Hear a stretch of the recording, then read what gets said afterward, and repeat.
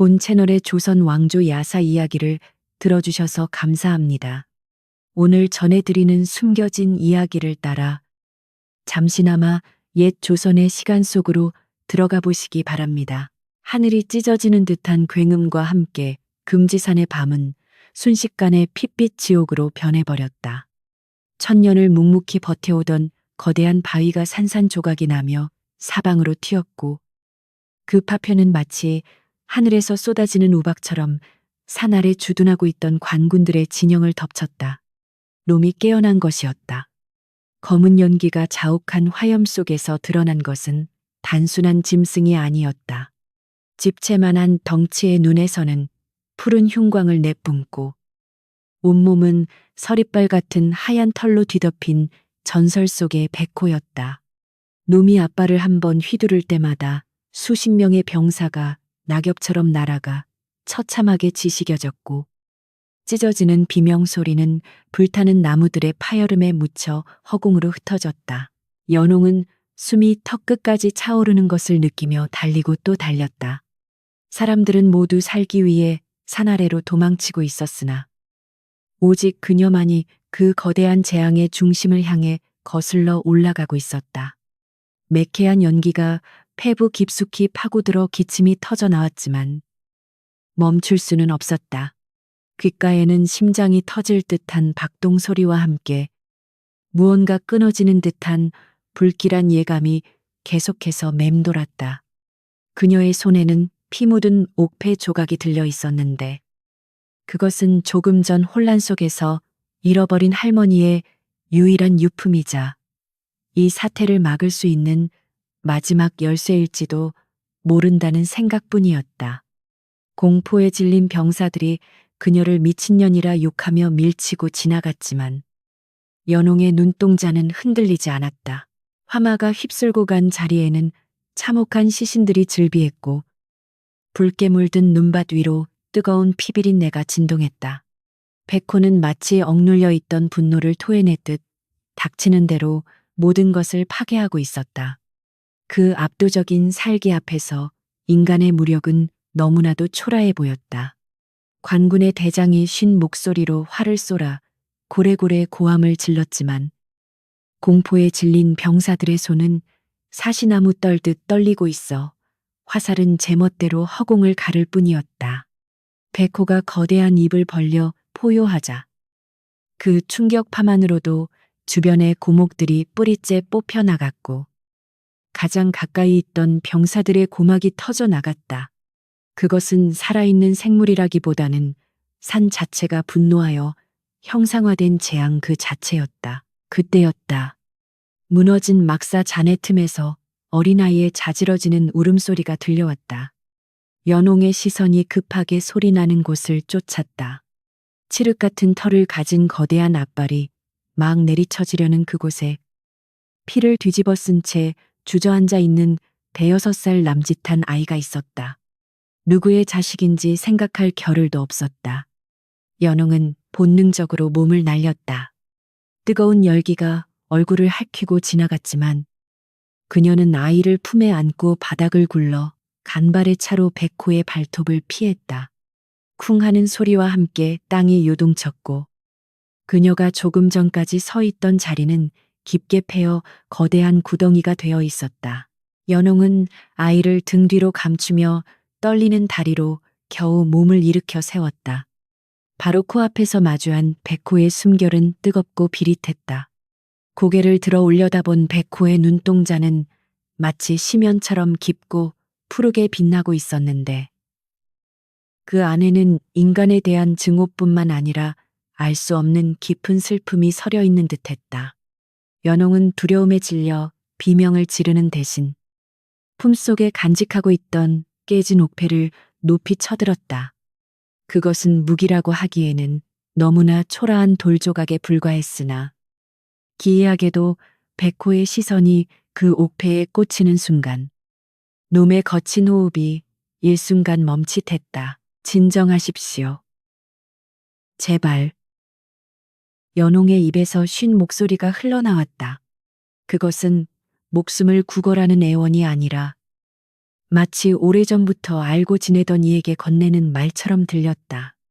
백호의 미간이 찌푸려지며 낮게 그르렁거리는 소리가 울려 퍼졌지만 당장이라도 그녀를 찢어밟길 듯했던 살기는 조금씩 잦아들고 있었다. 백호는 거대한 코를 연홍의 얼굴 가까이 들이대고 킁킁거리며 냄새를 맡기 시작했다.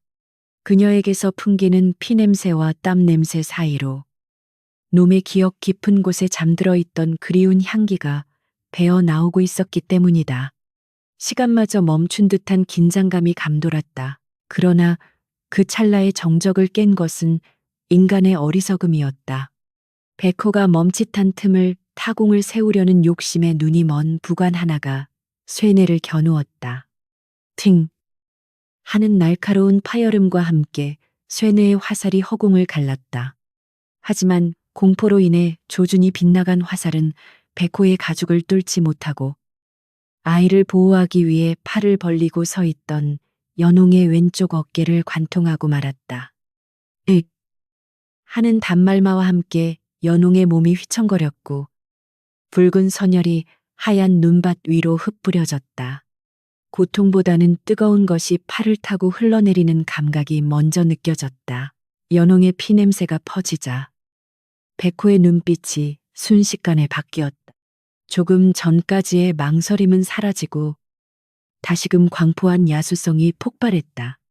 놈은 고통스러워하는 연홍을 내려다보다가 그녀에게 상처를 입힌 인간들을 향해 고개를 돌렸다. 이번에 터져나온 포효는 이전과는 차원이 달랐다.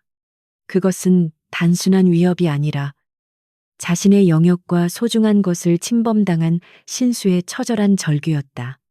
백호가 앞발을 땅에 강하게 내리찍자 지진이 일어난 듯 땅이 갈라지며 병사들이 그 틈으로 빨려 들어갔다. 연홍은 흐릿해지는 의식 속에서도 아이를 놓지 않으려 안간힘을 썼다.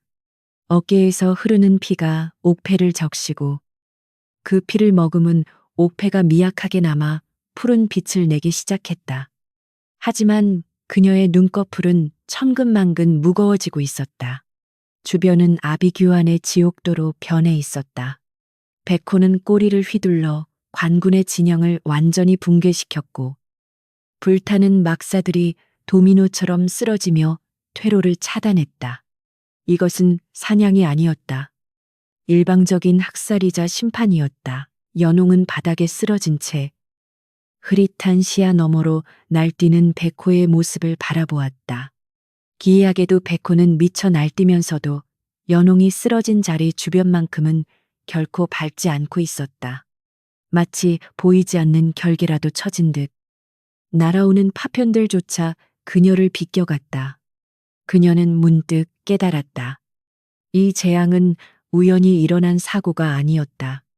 누군가가 의도적으로 이 괴물을 깨웠고 자신은 그 업보의 한가운데에 서 있다는 것을. 놈의 분노는 정당해 보였다.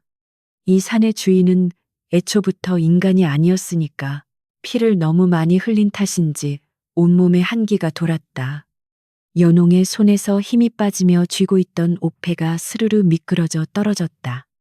붉게 물든 눈밭 위로 떨어진 옥패는 백호의 털처럼 하얗게 빛나던 본래의 색을 잃고 검붉게 타오르고 있었다. 멀어지는 의식 속에서 마지막으로 본 것은 인간들을 학살하다 말고 슬픈 눈으로 자신을 돌아보는 백호의 시선이었다. 그 눈빛은 짐승의 것이라기엔 너무나도 인간적이었고 무언가를 간절히 호소하는 듯했다. 미안. 하구나. 연홍은 누구에게 하는 말인지도 모를 사과를 입 밖으로 내뱉으며 어둠 속으로 잠겨들었다. 그녀의 귓가에 끔찍한 비명소리와 불타는 소리가 점점 멀어져 갔다. 하지만 이것은 끝이 아니었다. 이 밤의 참극은 앞으로 닥쳐올 거대한 운명의 서막에 불과했다. 금지산의 봉인이 풀린 그날 밤, 조선의 운명을 뒤흔들 비극은 이미 멈출 수 없는 궤도에 올라타 버린 것이었다. 그 끔찍한 밤이 도래하기 정확히 한 달 전, 금지산 아래 고을의 풍경은 지독하리만치 평온했다. 동짓달에 매서운 칼바람이 살갗을 에이는 듯 했으나 관아 뒷마당의 빨래터에는 이른 새벽부터 얼음을 깨는 소리가 요란했다. 연홍은 붉게 트다 못해 갈라진 손으로 거친 무명옷을 비벼대고 있었다. 뼛속까지 파고드는 냉기보다 더 그녀를 춥게 만드는 것은 지나가는 관비들이 던지는 멸시 어린 시선들이었다. 그녀는 태어날 때부터 무당의 핏줄이라는 낙인이 찍힌 채 관아의 가장 천한 자비를 도맡아 하는 신세였다. 누구도 그녀의 이름을 제대로 불러주지 않았고 그저 재수옹 붙은 년이라 손가락질할 뿐이었다. 어미 잡아먹고 태어난 년이 산 귀신은 또 어찌나 그리워하는지 원. 빨래터 옆을 지나던 주모가 바닥에 침을 쯤뱉으며 빈정거렸다. 연홍은 그 소리를 못 들은 척 묵묵히 방망이질만 계속했다. 그녀의 할머니는 이 고을에서 이름난 만신이었으나 영모에 휘말려 억울하게 죽임을 당했고 그 업보는 고스란히 손녀인 연홍에게 대물림되었다. 사람들은 그녀가 곁에 있으면 부정을 탄다며 피했고 관아의 이방조차 그녀를 투명인간 취급하며 가장 힘든 노역만을 시켰다. 하지만 연홍에게는 그들의 경멸보다 더 견디기 힘든 고통이 따로 있었다. 그것은 밤마다 들려오는 산의 울음소리였다. 남들에게는 그저 바람소리나 짐승의 울음으로 들릴 법한 소리들이 연홍의 귀에는 땅 밑 깊은 곳에서부터 올라오는 비명처럼 들려왔다. 낮 동안의 고된 노동으로 몸이 부서질 듯 아파도 해가 지고 어둠이 깔리면 그녀의 정신은 오히려 더욱 또렷해지곤 했다. 금지산 너머에서 들려오는 그 기이한 공명음은 마치 누군가 억울함을 호소하며 관아의 문을 두드리는 소리 같기도 했고 굶주린 짐승이 사슬을 끊으려 몸부림치는 소리 같기도 했다. 그 소리는 그녀의 피 속에 흐르는 무녀의 본능을 끊임없이 자극했다. 모두가 잠든 깊은 밤. 연홍은 도둑고양이처럼 살금살금 행랑채를 빠져나왔다. 통금 시간이 지난 뒤 관아 밖을 나돌다 잡히면 곤장 10대는 기본이었지만 오늘따라 유난히 거세진 산의 기운을 무시할 수가 없었다. 그녀는 익숙한 솜씨로 담벼락 개구멍을 통과해 산길로 접어들었다. 차가운 달빛이 비추는 금지산의 능선은 거대한 짐승이 웅크리고 있는 형상을 하고 있었다. 마을 사람들은 호랑이 귀신이 나온다 하여 얼씬도 하지 않는 곳이었지만 연홍에게 이곳은 유일한 안식처이자 숨구멍이었다. 가파른 산길을 오르는 연홍의 숨소리가 거칠어졌지만 발걸음은 멈추지 않았다. 산 중턱에 이르자 출입금지 추루진지라고 적힌 낡은 금줄이 길을 막고 있었다. 오래되어 사가버린 금줄에는 부적들이 너덜너덜하게 매달려 바람에 나부끼고 있었다.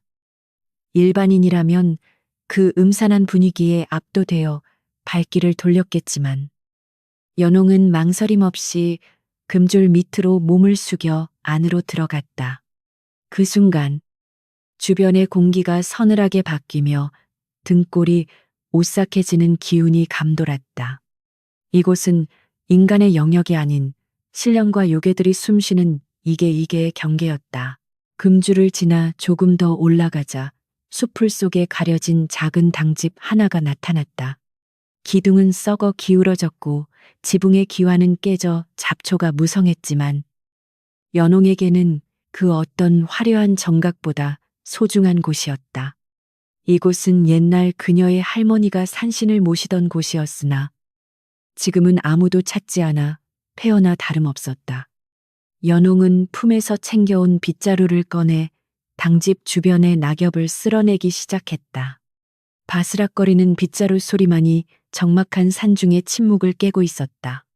그녀는 익숙한 손놀림으로 재단을 닫고 챙겨온 정화수 한 그릇을 조심스럽게 올려놓았다. 할머니, 저 왔어요. 연홍이 나직하게 속삭이며 재단 앞에 무릎을 꿇었다. 그녀는 품속 깊은 곳에서 반으로 쪼개진 낡은 옥패를 꺼내 두 손으로 감싸 쥐었다.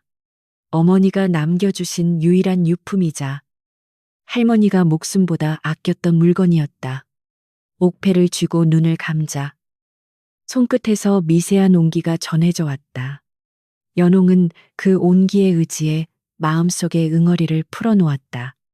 관아 사람들의 괴롭힘도 배고픔도 외로움도 이곳에서만큼은 잠시 잊을 수 있었다. 그녀는 자신을 위해서가 아니라 고통스러워하는 산을 위해 기도를 올렸다.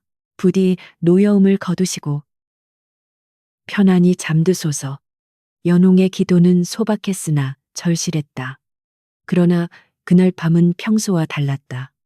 기도를 올리는 도중 땅바닥에서 기분 나쁜 진동이 느껴졌다. 처음에는 자신의 몸이 떨리는 것인가 했으나 곧 제단 위에 올려놓은 정화수 그릇의 물 표면에 잔물결이 일렁이는 것을 보았다. 바람 한 점 없는 날이었다. 그것은 분명 땅속 깊은 곳에서부터 전해져 오는 파동이었다. 연홍은 번쩍 눈을 뜨고 당집 뒤편에 우뚝 솟은 거대한 바위를 바라보았다. 그곳은 마을 사람들이 절대 가까이 가지 말라던 봉인석이었다. 달빛에 비친 봉인석의 모습은 기괴했다. 평소에는 그저 거친 돌덩어리에 불과했던 바위 표면에 미세한 균열이 생겨 있었고 그 틈새로 검붉은 액체가 마치 피눈물처럼 흘러내리고 있었다. 이건 연홍은 저도 모르게 뒷걸음질 쳤다. 그 검은 액체에서는 맞는 것만으로도 구역질이 날 것 같은 지독한 악취와 함께 살을 애는 듯한 사악한 기운이 뿜어져 나오고 있었다. 그것은 단순한 자연현상이 아니었다. 천년 동안 잠들어 있던 봉인이 깨어지고 있다는 명백한 증거였다. 연홍은 떨리는 손을 뻗어 흘러내리는 검은 액체에 살짝 손끝을 대어보았다. 순간 찌릿한 통증과 함께 귓가에 짐승의 으르렁거리는 소리가 환청처럼 들려왔다. 춥다. 배고프다. 원통하다. 머릿속을 파고드는 원념의 목소리에 연홍은 비명을 지르며 주저앉았다. 그것은 단순한 요괴의 울부짖음이 아니었다. 오랜 세월 억울하게 갇혀있던 존재의 처절한 절규였다. 할머니가 늘 말씀하시던 그날이 다가오고 있었다. 산의 주인 백호가 깨어나려 하고 있었다. 공포가 엄습했지만 연홍은 정신을 차려야 했다. 이대로 두면 고을 전체가 쑥대밭이 될 것이 분명했다. 그녀는 서둘러 자리에서 일어나 산을 내려가기 시작했다. 다리가 후들거려 몇 번이나 넘어질 뻔했지만 멈출 수 없었다. 누군가에게 이 사실을 알려야 했다. 비록 미친년 취급을 받을지언정 관아의 사또에게 보고하여 당장 산의 출입을 막고 제사를 지내야 했다. 그러나 그녀의 마음 한구석에는 절망적인 예감이 자리 잡고 있었다. 천안 관비의 말을 귀담아 들을 양반이 과연 있을까? 산길을 내려오는 내내 숲속의 나무들이 바람에 흔들리며 마치 귀신들이 낄낄거리는 듯한 소리를 냈다. 올빼미가 불길하게 울어댔고 어둠 속에서 번뜩이는 정체불명의 눈동자들도 느껴졌다. 산 전체가 술렁이고 있었다. 연홍은 숨이 턱까지 차오른 채 관아의 뒷문에 도착했다. 굳게 닫힌 문을 두드리려던 찰나 그녀는 문틈으로 새어나오는 불빛과 함께 낯선 사내들의 목소리를 들었다. 늦은 밤 관아의 귀한 손님이 와 있는 듯했다.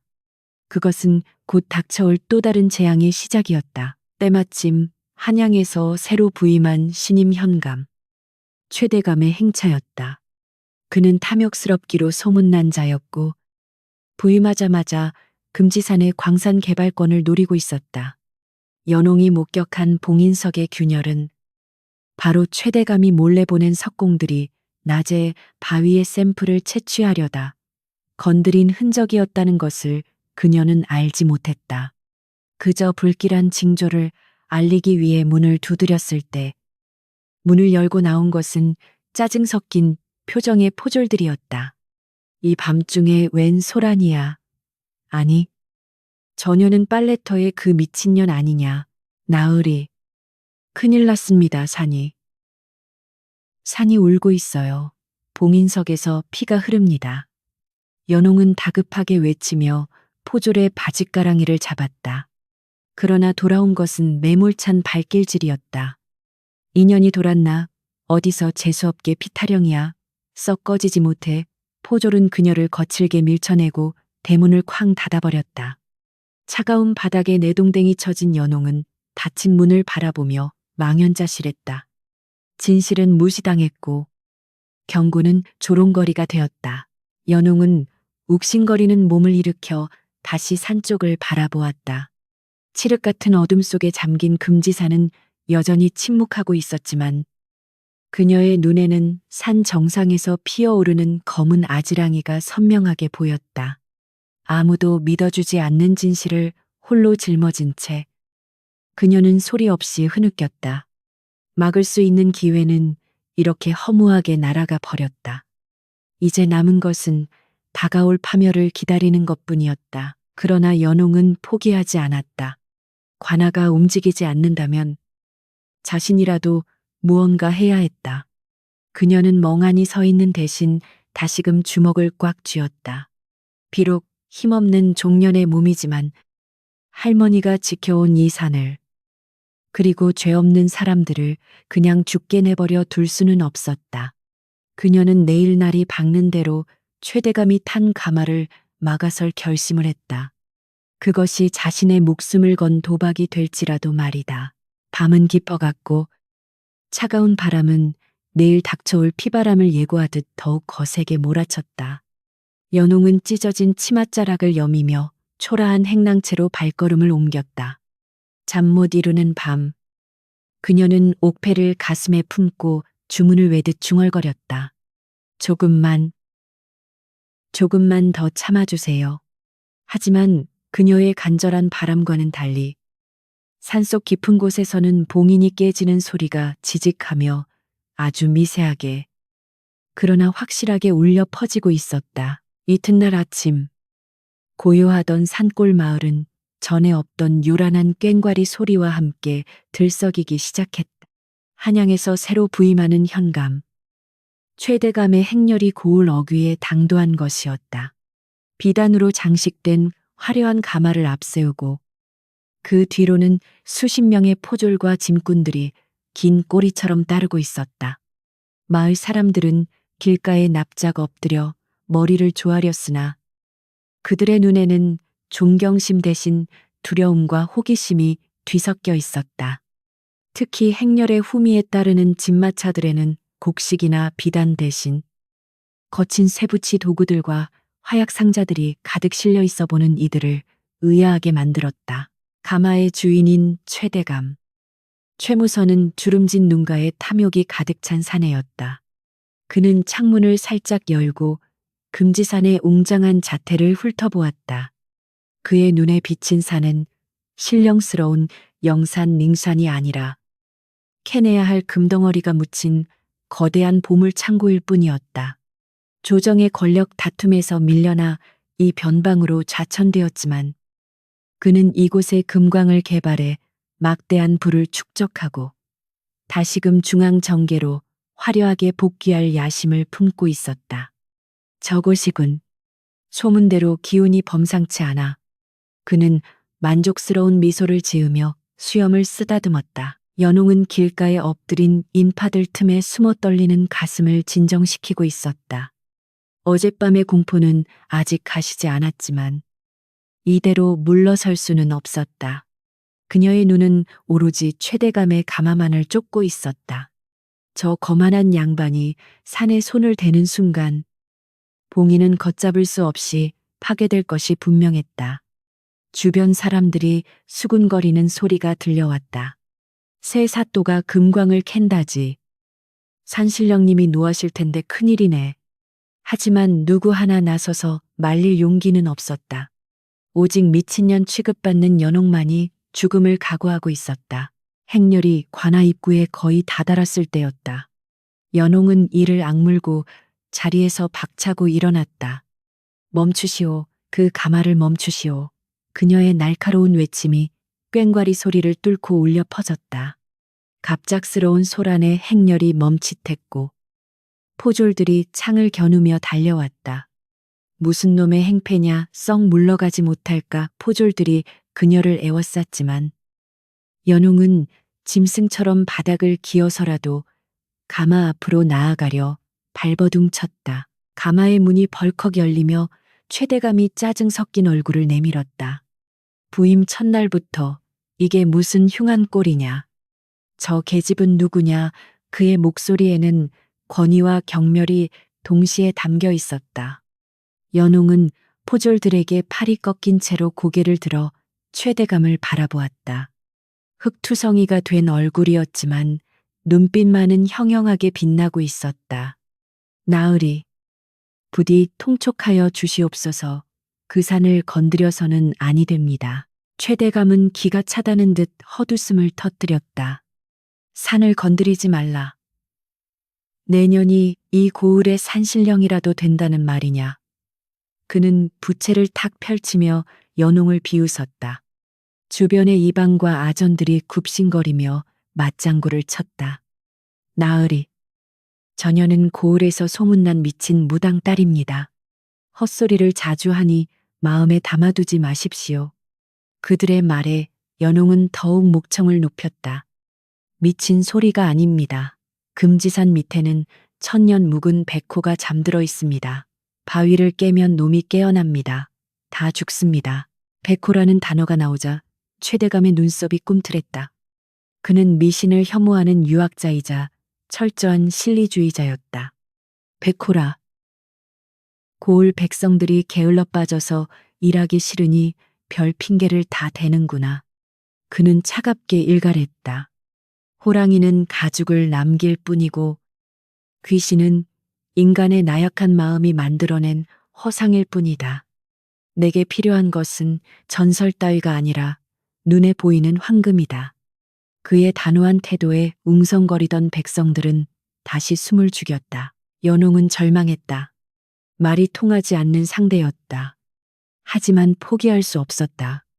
그녀는 포졸들의 손을 뿌리치고 가마 앞까지 기어가 땅에 머리를 태웠다. 나으리, 제 목숨을 걸고 말씀드립니다. 어젯밤 봉인석에서 피가 흘렀습니다. 화약을 쓰시면 정말로 돌이킬 수 없습니다. 제발, 제발 아이들을 봐서라도 멈춰 주십시오. 그녀의 이마에서 흐른 피가 땅을 적셨다. 그 처절한 모습에 몇몇 노인들은 혀를 찼지만 최대감의 표정은 더욱 싸늘하게 굳어졌다. 재수없게 아침부터 피를 보다니 최대감은 더럽다는 듯 혀를 찼다. 이 고을의 기강이 말이 아니구나. 천한 종년이 감히 관의 행차를 막고 요설로 민심을 어지럽히다니. 그는 싸늘한 눈빛으로 호방에게 명령했다. 여봐라. 저 미친년을 당장 끌어내어 매우 쳐라.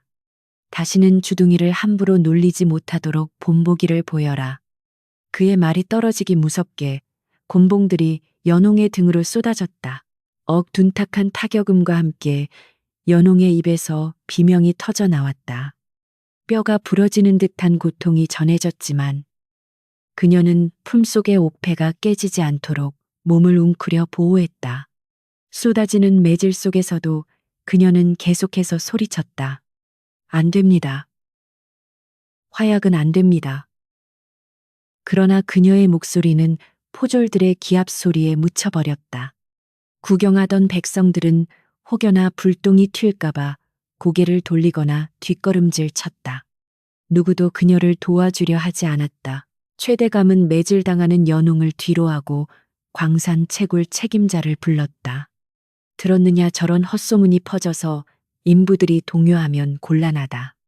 작업 속도를 더 올려라. 그는 가마의 문을 닫으며 비정하게 덧붙였다. 오늘 당장 발파 작업을 시작해라. 내일 아침 내 책상 위에 금광석 샘플이 올라와 있어야 할 것이다. 책임자는 허리를 깊이 숙이며 복창했다. 분부 받들겠습니다. 나으리, 행렬은 다시 움직이기 시작했다. 먼지를 일으키며 멀어지는 가마 뒤로 피투성이가 되어 길바닥에 버려진 연옥만이 덩그러니 남겨졌다. 그녀는 퉁퉁 부어오른 눈을 겨우 뜨고 산 쪽으로 향하는 인부들과 화약 수레를 바라보았다. 막지 못했다. 재앙의 불씨가 산을 향해 굴러가고 있었다. 흙먼지 섞인 눈물이 볼을 타고 흘러내렸다. 몸의 고통보다 앞으로 닥쳐올 참극에 대한 공포가 그녀를 더욱 전율케 했다. 차가운 땅바닥에 엎드린 채 연홍은 손을 뻗어 허공을 움켜쥐었다. 마치 멀어지는 희망의 끈이라도 잡으려는 듯했다. 도망쳐. 다들 도망쳐. 그녀의 쉰 목소리는 바람에 흩어져 아무에게도 닿지 않았다. 하늘에는 먹구름이 몰려오고 있었다. 금지산 봉우리에 걸린 구름은 마치 포효하는 호랑이의 형상처럼 일그러져 있었다. 사람들이 모두 흩어지고 난 뒤에도 연홍은 한동안 일어나지 못했다. 지나가던 개 한 마리가 다가와 그녀의 피냄새를 맡고는 낑낑거리며 달아났다. 짐승들도 본능적으로 알고 있는 공포를 만물의 영장이라 자부하는 인간들만이 탐욕에 눈이 멀어보지 못하고 있었다. 연홍은 이를 악물고 몸을 일으켰다. 갈비뼈가 부러진 듯 숨 쉴 때마다 격통이 밀려왔지만 그녀는 비틀거리며 다시 산을 향해 걸음을 옮겼다. 그녀라도 지켜봐야 했다. 그들이 저지르는 죄악의 끝을. 금지산 입구에 도착한 채굴단은 거침없이 나무를 베어내고 바위에 구멍을 뚫기 시작했다.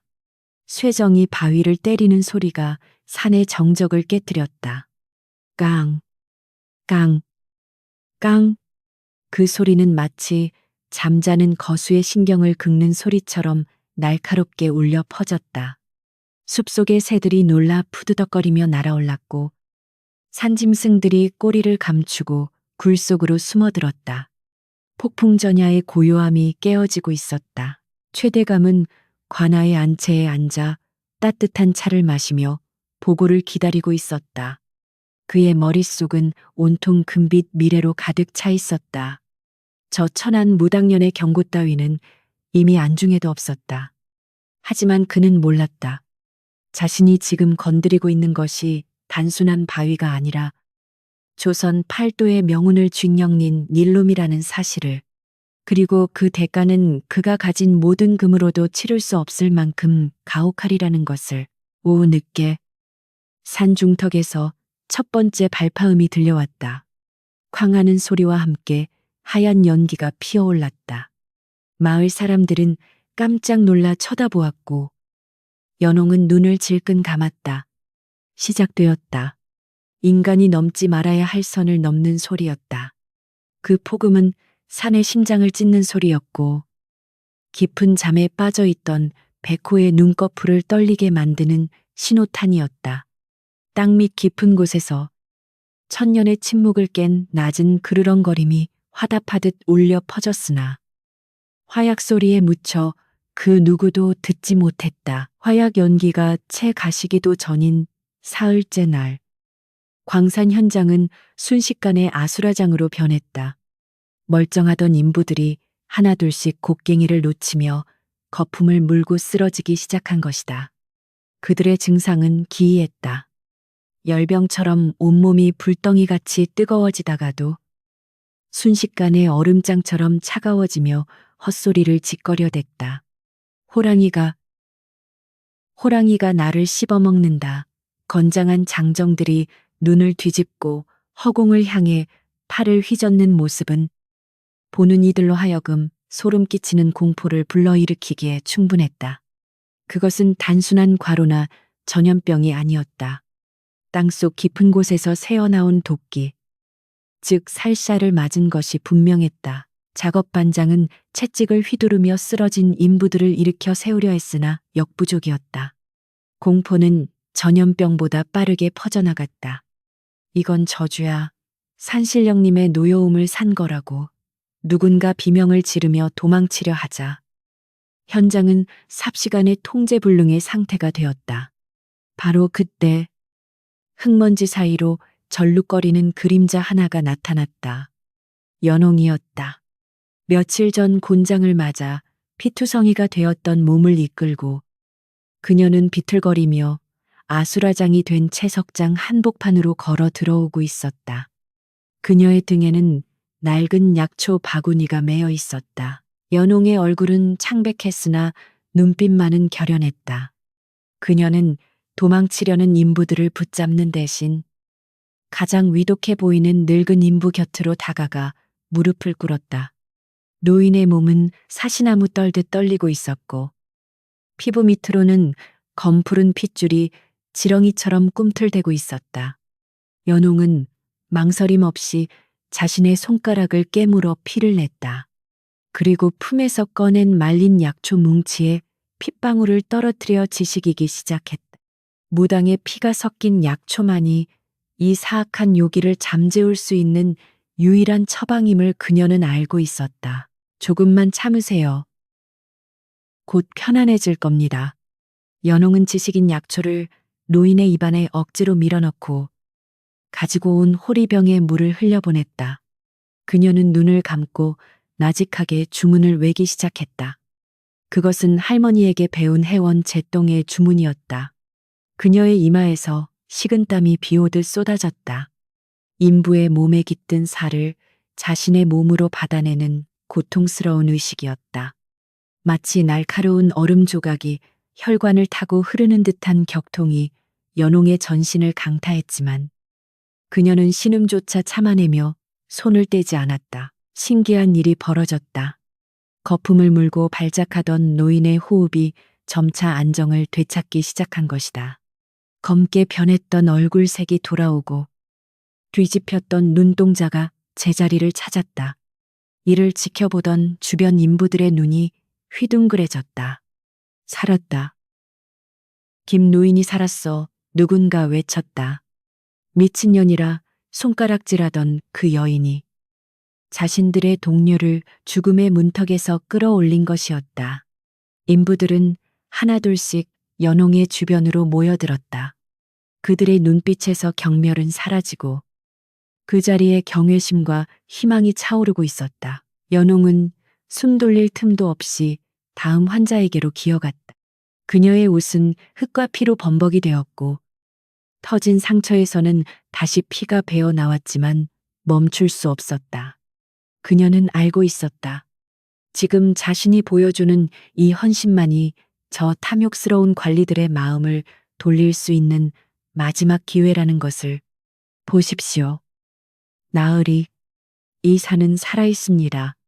사람을 살리기도 하고 죽이기도 합니다. 제발 멈추십시오. 그녀는 속으로 피를 토하듯 절규하며 환자들을 돌봤다. 십수명의 인부를 응급 조치하고 나니 그녀의 기력은 바닥나 탈진하기 일보 직전이었다. 소란을 보고받은 최대감이 호위 무사들을 대동하고 현장에 도착했을 때 상황은 진정 국면에 접어들어 있었다. 그러나 최대감의 눈에 비친 광경은 기적이 아니라 기만이었다. 그는 쓰러져 있는 인부들과 그 사이에서 피 묻은 손으로 약초를 먹이고 있는 연홍을 싸늘하게 내려다 보았다. 그의 표정은 일그러져 있었다. 자신의 권위에 도전했던 그 천한 계집이 감히 자신의 허락도 없이 작업장을 장악하고 있다는 사실이 불쾌하기 짝이 없었다. 이게 무슨 구판이냐. 최 대감의 서리빨 같은 호통의 인부들이 화들짝 놀라 머리를 조아렸다. 연홍은 힘겹게 몸을 일으켜 최 대감을 향해 절을 올렸다. 나으리, 보시다시피 산의 도끼가 사람들을 해치고 있습니다. 제가 급한 불은 껐으나 더 이상 땅을 파헤치면 돌이킬 수 없는. 그러나 그녀의 말은 끝까지 이어지지 못했다. 최대감의 옆에 있던 간사한 이방이 귓속말을 속삭였기 때문이다. 나으리, 보십시오. 전연이 오고 나서야 사람들이 멀쩡해졌습니다. 이게 과연 우연일까요? 최대감의 눈초리가 매섭게 변했다. 그는 천천히 연홍에게 다가가 그녀가 정성껏 다려놓은 약사발을 발로 걷어찼다. 쨍그랑하는 소리와 함께 검붉은 약물이 바닥에 쏟아졌다. 네 요사스러운 주둥이가 맞다는 것을 증명하려고 멀쩡한 인부들에게 독을 탔구나. 최대감의 입에서 나온 말은 연홍의 귀를 의심케 했다. 희생이 모략으로 둔갑하는 순간이었다. 그렇지 않고서야 의원도 못 고치는 병을 내깟 무당년이 약초 몇 잎으로 고친다는 게 말이 되느냐. 아닙니다. 억울합니다. 나으리 저는 그저 사람들을 살리려고. 연홍이 울부짖으며 해명하려 했지만 최대감은 듣지 않았다. 입 닥쳐라. 내년이 미리 우물에 독을 타고 해독제를 주는 척하며 민심을 현혹시킨 게지. 감히 내 공사를 방해하려고 이런 수작을 부려. 최대감의 논리는 비약이었으나 공포에 질린 상황에서 권력자의 말은 곧 법이자 진실이 되었다. 그는 주변을 둘러보며 인부들에게 소리쳤다. 너희도 속지 마라. 저녀는 너희 목숨을 담보로 사기를 치고 있는 마녀다. 인부들은 동요했다. 방금 전까지 자신들을 살려준 은인에게 감사를 표하던 눈빛들이 흔들리기 시작했다. 혹시 정말로 독을 쓴 것은 아닐까? 저 여자가 원래 재수 없는 무당년이긴 했지. 사람들의 마음속에 깃든 얄팍한 의심은 최대감의 선동에 쉽게 불이 붙었다. 연홍은 절망적인 눈빛으로 인부들을 바라보았으나 그들은 하나둘씩 고개를 돌리거나 시선을 피했다. 그녀가 자신의 피를 깎아 살려낸 생명들이 이제는 침묵으로 그녀를 배신하고 있었다. 여봐라.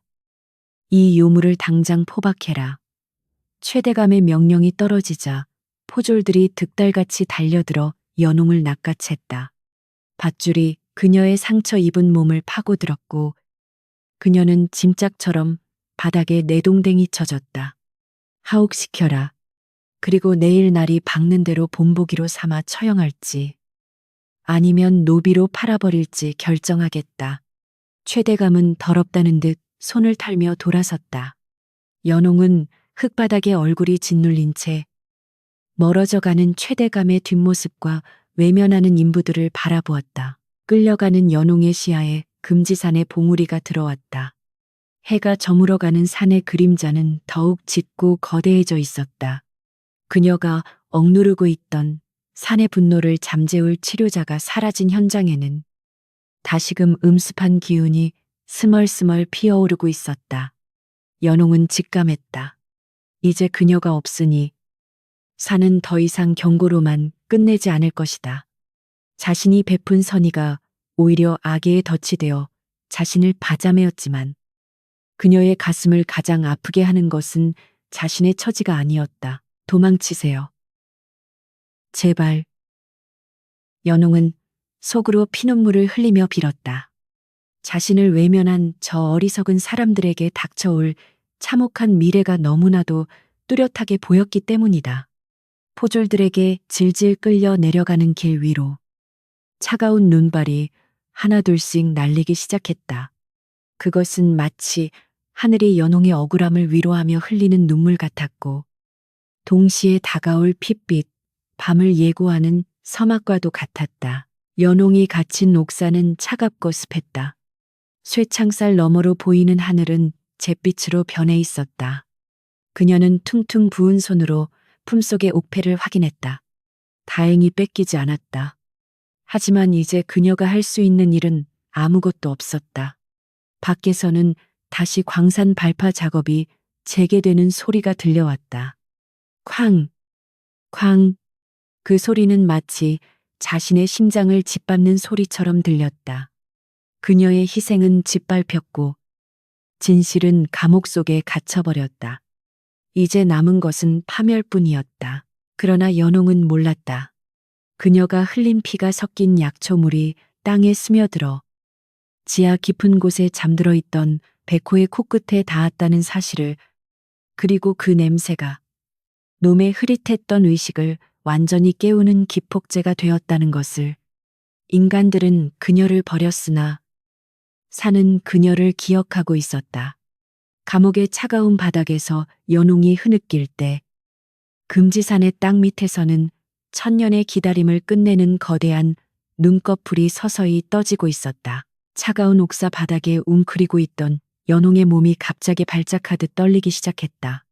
날이 밝자마자 관아 밖이 소란스러워지더니 쿵쿵거리며 행군하는 발소리가 들려왔기 때문이다. 그녀의 귓가에는 산의 비명소리가 환청처럼 들려왔다. 그것은 단순히 바람이 나무를 흔드는 소리가 아니었다. 산맥을 타고 흐르는 지맥디맥, 이 공포에 질려 요동치고 있었다. 최대감은 연홍을 가둔 것만으로는 성에 차지 않았는지 백성들에게 본보기를 보이기 위해 가장 극단적인 방법을 택했다. 바로 인부들이 두려워하는 근원, 즉 산신당을 파괴해버리기로 한 것이다. 미신 따위에 휘둘려 국책 사업을 망칠 수는 없다. 저 흉물스러운 귀신집을 당장 허물어버려라. 최대감의 불호령이 금지산 중턱에 쩌렁쩌렁 울렸다. 그는 화려한 관복을 입고 뒷짐을 진 채 포졸들이 당집 기둥에 굵은 동아줄을 묶는 광경을 지켜보고 있었다. 인부들은 머뭇거렸지만 서슬퍼런 칼날 앞에서는 신령에 대한 두려움보다 당장의 목숨이 더 급했다. 그들은 떨리는 손으로 도끼와 쇠망치를 움켜쥐었다. 수백 년간 비바람을 견디며 마을을 지켜온 당집은 이제 탐욕의 희생양이 되어 최후를 기다리고 있었다. 오간에 있던 연홍은 벽을 긁으며 절규했다. 안 돼. 그것만은 안 돼. 그곳을 건드리면 정말 끝장이야. 그녀의 손톱이 깨지고 피가 맺혔지만 쇠창살은 꼼짝도 하지 않았다. 그녀의 외침은 옥졸들의 비웃음 섞인 욕설에 묻혀버렸다. 전연이 또 시작이네. 밤새 귀신이랑 쑥덕거리더니 아주 미쳐버렸구먼. 옥졸 하나가 나무 몽둥이로 철창을 쾅쾅 두드리며 위협했다. 하지만 연홍에게는 그 매질보다 멀리서 들려오는 망치질 소리가 뼈를 깎는 듯한 고통으로 다가왔다. 당집 앞 포졸 대장의 신호에 맞춰 수십 명의 장정이 줄을 당기기 시작했다. 영치기, 영치기, 구령 소리가 산을 울렸다. 낡은 나무 기둥이 비명을 지르며 뒤틀렸다. 우지끈하는 소리와 함께 썩은 석가래에서 먼지가 폭포수처럼 쏟아져 내렸다. 그것은 마치 산이 피를 토하는 소리 같았다. 최대감은 그 광경을 보며 흡족한 미소를 지었다. 보아라, 귀신이 있다면 당장 벼락이라도 칠 것이지. 절이 힘없이 무너지지 않느냐. 너희가 믿던 신이란 게 고작 저런 썩은 나무 쪼가리였다. 그 순간 옥사에 있던 연홍이 악하는 단말마와 함께 바닥에 고꾸라졌다. 가슴 한가운데가 불에 타는 듯한 격통이 밀려왔다. 당집은 단순한 건물이 아니라 봉인석을 누르고 있던 마지막 결계의 축즉이었다. 그 축이 무너지는 순간 연홍의 몸 안에 흐르던 무녀의 기운도 함께 요동쳤다. 그녀는 입안 가득 고인 피를 토해내며 바닥을 기었다. 눈앞이 붉게 물들고 귓가에는 수천 마리 짐승의 울음소리가 윙윙거렸다. 이미 늦었다. 빗장은 풀렸고 문은 열렸다. 와르르 굉음과 함께 당집이 완전히 붕괴되었다. 흙먼지가 자욱하게 피어올라 시야를 가렸다. 최대감은 부채로 먼지를 털어내며 껄껄 웃었다. 속이 다 시원하구나. 이제 저 자네들을 싹 치우고 본격적으로 채굴을. 그러나 그의 말은 끝까지 이어지지 못했다. 무너진 당집 뒤편. 덩그러니 드러난 거대한 바위에서 기이한 소리가 들려왔기 때문이다. 적. 저저적. 그것은 돌이 깨지는 소리가 아니었다. 마치 거대한 알껍데기가 깨지듯 묵직하고 둔탁한 파열음이었다. 웃고 있던 최대감의 얼굴이 서서히 굳어졌다. 인부들의 환호성도 순식간에 비명으로 바뀌었다. 봉인석의 갈라진 틈 사이로 시커먼 연기가 뿜어져 나오기 시작했다. 그 연기는 살아있는 생물처럼 꿈틀거리며 하늘로 치솟았고, 대낮인데도 주변이 순식간에 어둑어둑해졌다. 맑았던 하늘의 먹구름이 소용돌이치며 모여들었다. 새들이 떼를 지어 날아가고 산짐승들이 숲 밖으로 뛰쳐나와 미친 듯이 도망쳤다. 자연의 질서가 무너지고 있었다. 이게 무슨 변괴냐. 최대감은 뒷걸음질 치다 돌부리에 걸려 넘어졌다. 땅바닥에 닿은 손바닥을 통해 지진과도 같은 진동이 전해져 왔다.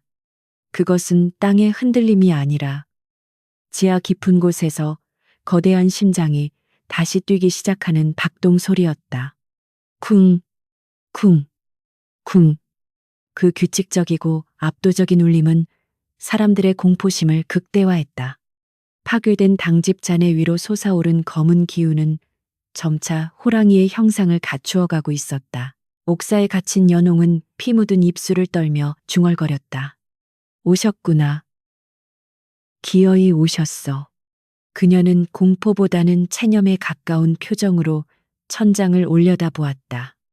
옥사의 흙벽이 갈라지며 흙가루가 떨어져 내렸다. 옥졸들은 혼비백산하여 밖으로 뛰쳐나갔지만 연홍은 움직이지 않았다. 지금 도망쳐봤자 소용없다는 것을 누구보다 잘 알고 있었기 때문이다. 놈은 가장 먼저 자신을 가둔 자들에게 복수할 것이고 그 다음은 방관한 자들 차례였다. 그때였다. 크아아앙. 천지를 뒤흔드는 포효 소리가 금지산 정상에서 터져 나왔다.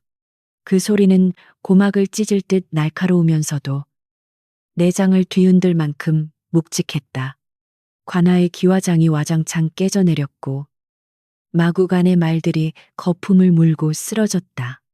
마을 사람들은 귀를 틀어막고 바닥에 엎드려 벌벌 떨었다. 그것은 이승의 소리가 아니었다. 지옥의 문이 열리며 쏟아져 나온 분노의 함성이었다. 봉인석이 완전히 두동강 나며 폭발했다. 파편들이 사방으로 튀어 최대감의 가마를 박살냈다. 최대감은 흙먼지를 뒤집어 쓴 채 네 발로 기어 도망치려 했으나 다리가 풀려 움직일 수가 없었다. 먼지 구름 속에서 두 개의 푸른 불꽃이 번뜩였다. 집채만 한 백호가 실체를 드러내는 순간이었다. 놈의 털은 눈처럼 하얗지만 뿜어내는 기운은 칠흑보다 어두웠다. 천년간 굶주린 야수의 눈이 가장 먼저 꽂힌 곳은 바로 자신의 집을 부순 최대감이 있는 곳이었다. 산 아래 마을은 순식간에 아수라장이 되었다. 호랑이다 백호가 깨어났다. 사람들은 짐을 챙길 새도 없이 아이들의 손을 잡고 뛰었다. 하지만 어디로 도망친단 말인가. 산은 이미 분노한 짐승의 영역이 되어 있었다. 옥사의 연홍은 철창을 붙잡고 흔들리는 땅을 지탱하며 일어섰다. 그녀의 눈에는 눈물이 고여 있었다. 어리석은 사람들. 결국 대가를 치르는구나. 백호는 산 중턱에서 단 한 번의 도약으로 숲을 가로질러 내려오고 있었다. 아름드리 나무들이 성냥개비처럼 꺾여 나갔다. 놈이 발을 디딜 때마다 땅이 움푹 패고 바위가 가루가 되었다. 최대감의 호위 무사들이 칼을 빼들고 앞을 막아섰지만 그들의 다리는 후들거리고 있었다. 백호는 그들을 벌레 보듯 무시하며 오직 파괴를 위해 전진했다. 그 압도적인 위용 앞에서는 왕의 군대라 해도 무력할 수밖에 없었다. 연홍은 감옥의 작은 창문을 통해 붉게 물든 하늘을 바라보았다.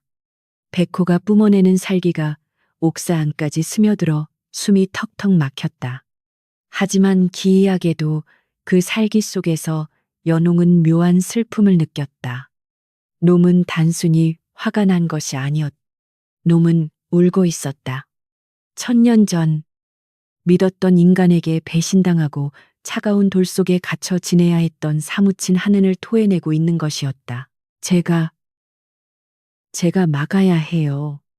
연홍은 주먹을 꽉 쥐었다. 비록 갇혀있는 몸이지만 이대로 있다가는 고을 전체가 피바다 될 것이 뻔했다. 그녀는 옥사 바닥에 떨어진 밥그릇 조각을 주워들었다. 그리고 벽에 흙을 긁어내기 시작했다. 무모한 짓이었지만 가만히 있을 수는 없었다.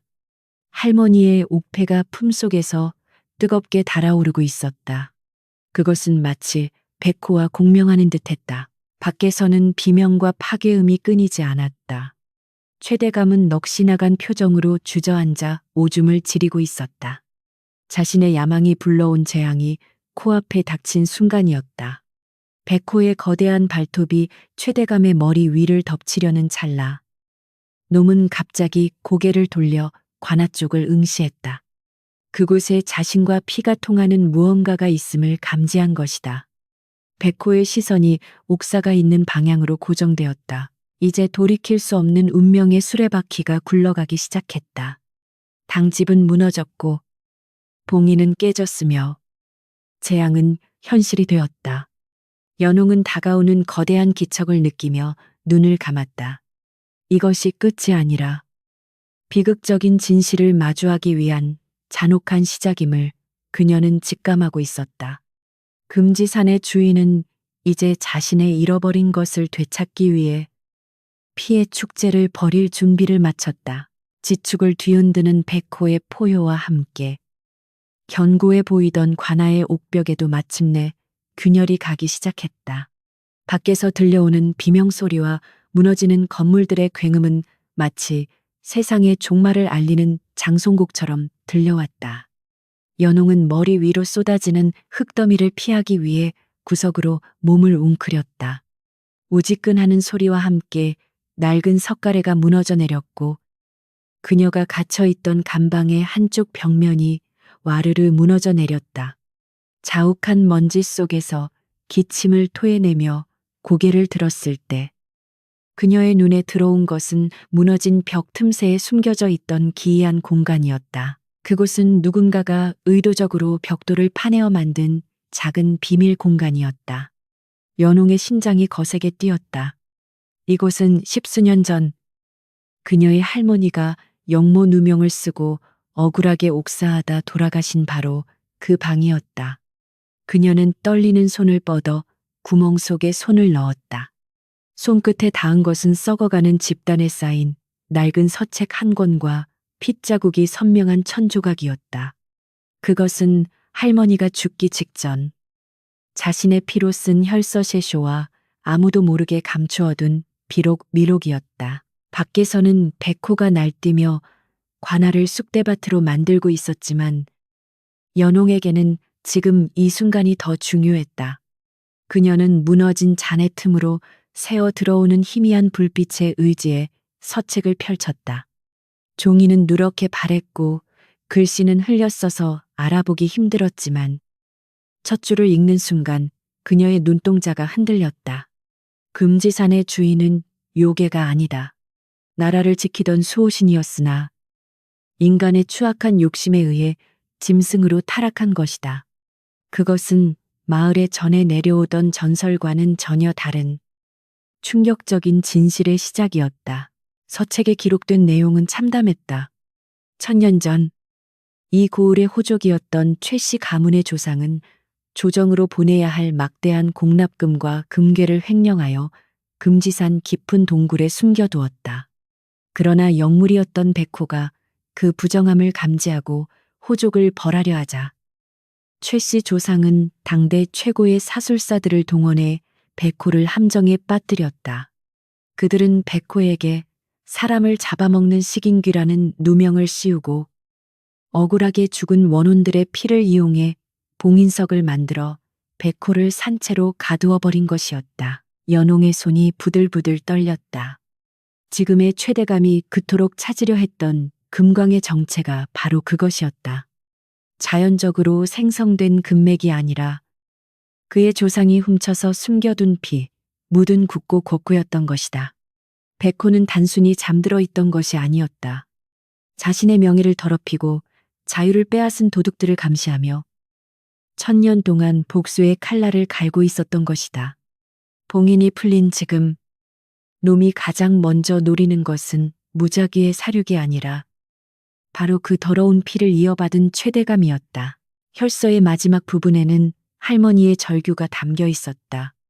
이 옥패는 백호가 봉인되기 전 자신을 유일하게 믿어주었던 한 무녀에게 맡긴 눈물이다. 훗날 봉인이 풀리면 이 옥패로 놈의 분노를 달래고 진정한 해방을 주어야 한다. 연홍은 품속에서 깨진 옥패를 꺼내어 바라보았다. 그저 낡은 유품인 줄만 알았던 이 돌조각이 사실은 폭주하는 신수셴서와 소통할 수 있는 유일한 매개체이자 약속의 증표였던 것이다. 쾅하는 소리와 함께 옥사 지붕이 완전히 날아갔다. 거대한 발톱이 옥사를 스치고 지나간 것이다. 연홍은 서책을 품에 단단히 안고 무너진 벽 틈으로 몸을 날렸다. 밖으로 나오자 매캐한 연기와 뜨거운 열기가 얼굴을 덮쳤다.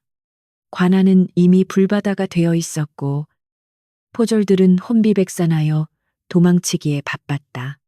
그 아비규환의 한복판에 집채만한 백호가 쇠파리 떼를 쫓듯 병사들을 날려보내며 포효하고 있었다. 하지만 이제 연홍의 눈에 비친 백호는 단순한 괴물이 아니었다. 놈의 푸른 눈동자 속에서 타오르는 것은 살의 사이가 아니라 천년을 묵혀온 억울함과 슬픔이었다. 놈은 미친 듯이 관아 건물을 부수면서도 무언가를, 아니 누군가를 찾고 있었다. 바로 자신의 원수, 최대감이었다. 연홍은 깨달았다. 이 재앙을 멈추는 방법은 백호를 죽이는 것이 아니라 놈의 맺힌 한을 풀어주는 것뿐이라는 사실을. 그때 멀리서 최대감의 비명소리가 들려왔다. 그는 무너진 담벼락 뒤에 숨어 벌벌 떨고 있었다. 그의 곁에는 챙기다만 금괴 상자들이 쏟아져 있었다.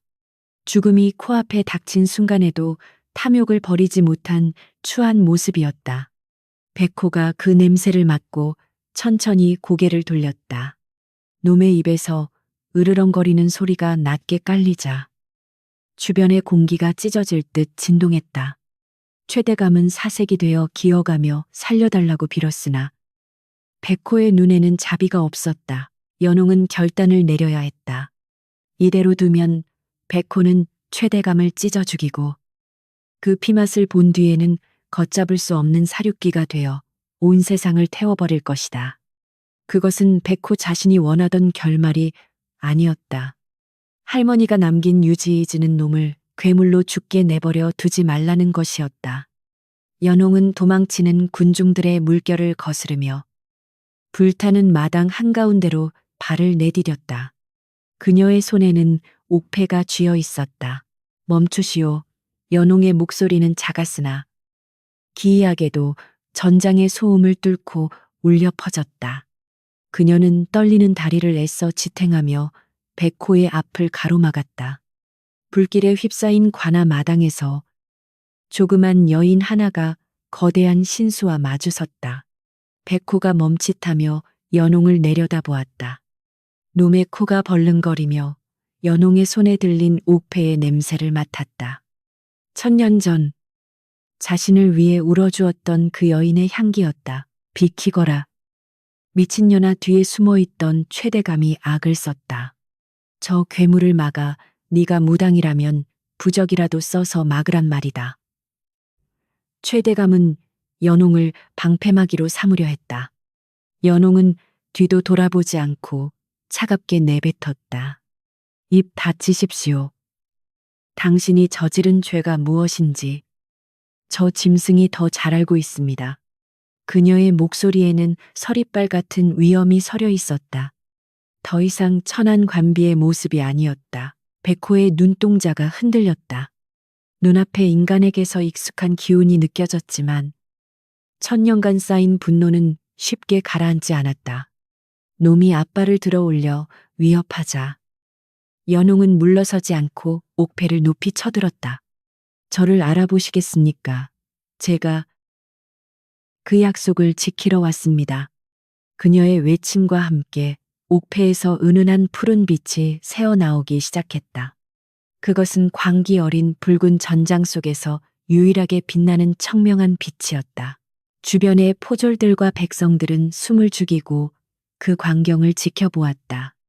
괴물에게 잡아먹힐 것이라 생각했던 여인이 오히려 괴물과 대화를 시도하고 있었다. 바람이 잦아들고 불길이 사그라드는 듯한 착각이 일었다. 백호의 거친 숨소리가 조금씩 잦아들었다. 놈은 혼란스러운 듯 고개를 갸웃거리며 연홍에게 한 발짝 다가왔다. 거대한 그림자가 연홍을 덮쳤지만 그녀는 눈 하나 깜짝하지 않았다. 그러나 평화는 오래가지 않았다. 지금이다. 쏴라. 어둠 속에서 누군가의 고함 소리가 들렸다. 최대감이 숨겨두었던 사병들이 백호가 방심한 틈을 타 화포호봉을 겨누고 있었던 것이다. 연홍이 안 되라고 외칠 틈도 없이 굉음과 함께 시커먼 포탄이 백호의 옆구리를 강타했다. 평화로운 교감의 순간은 산산조각이 났다. 폭발과 함께 백호의 몸이 휘청거렸고 옥패의 푸른 빛은 매캐한 화약 연기에 덮여 사라졌다. 고통에 찬 비명과 함께 백호가 다시 폭주하기 시작했다. 이번에는 자비도 망설임도 없었다. 놈은 꼬리를 휘둘러 화포 부대를 쓸어버리고 불타는 기둥을 뽑아 던졌다. 연홍은 폭발의 충격으로 튕겨나가 바닥에 뒹굴었다. 서책이 손에서 떨어져 나갔고 옥패에는 다시 금이 갔다. 기회는 사라졌다. 인간의 비열함이 신수의 마지막 인내심을 끊어버린 것이다. 연홍은 흐릿해지는 의식 속에서 미쳐 날뛰는 백호를 바라보았다. 놈은 이제 피아를 구분하지 않았다. 눈에 보이는 모든 것을 파괴하며 세상을 지옥으로 만들고 있었다. 미안해요. 미안해요. 연홍은 바닥을 치며 오열했다.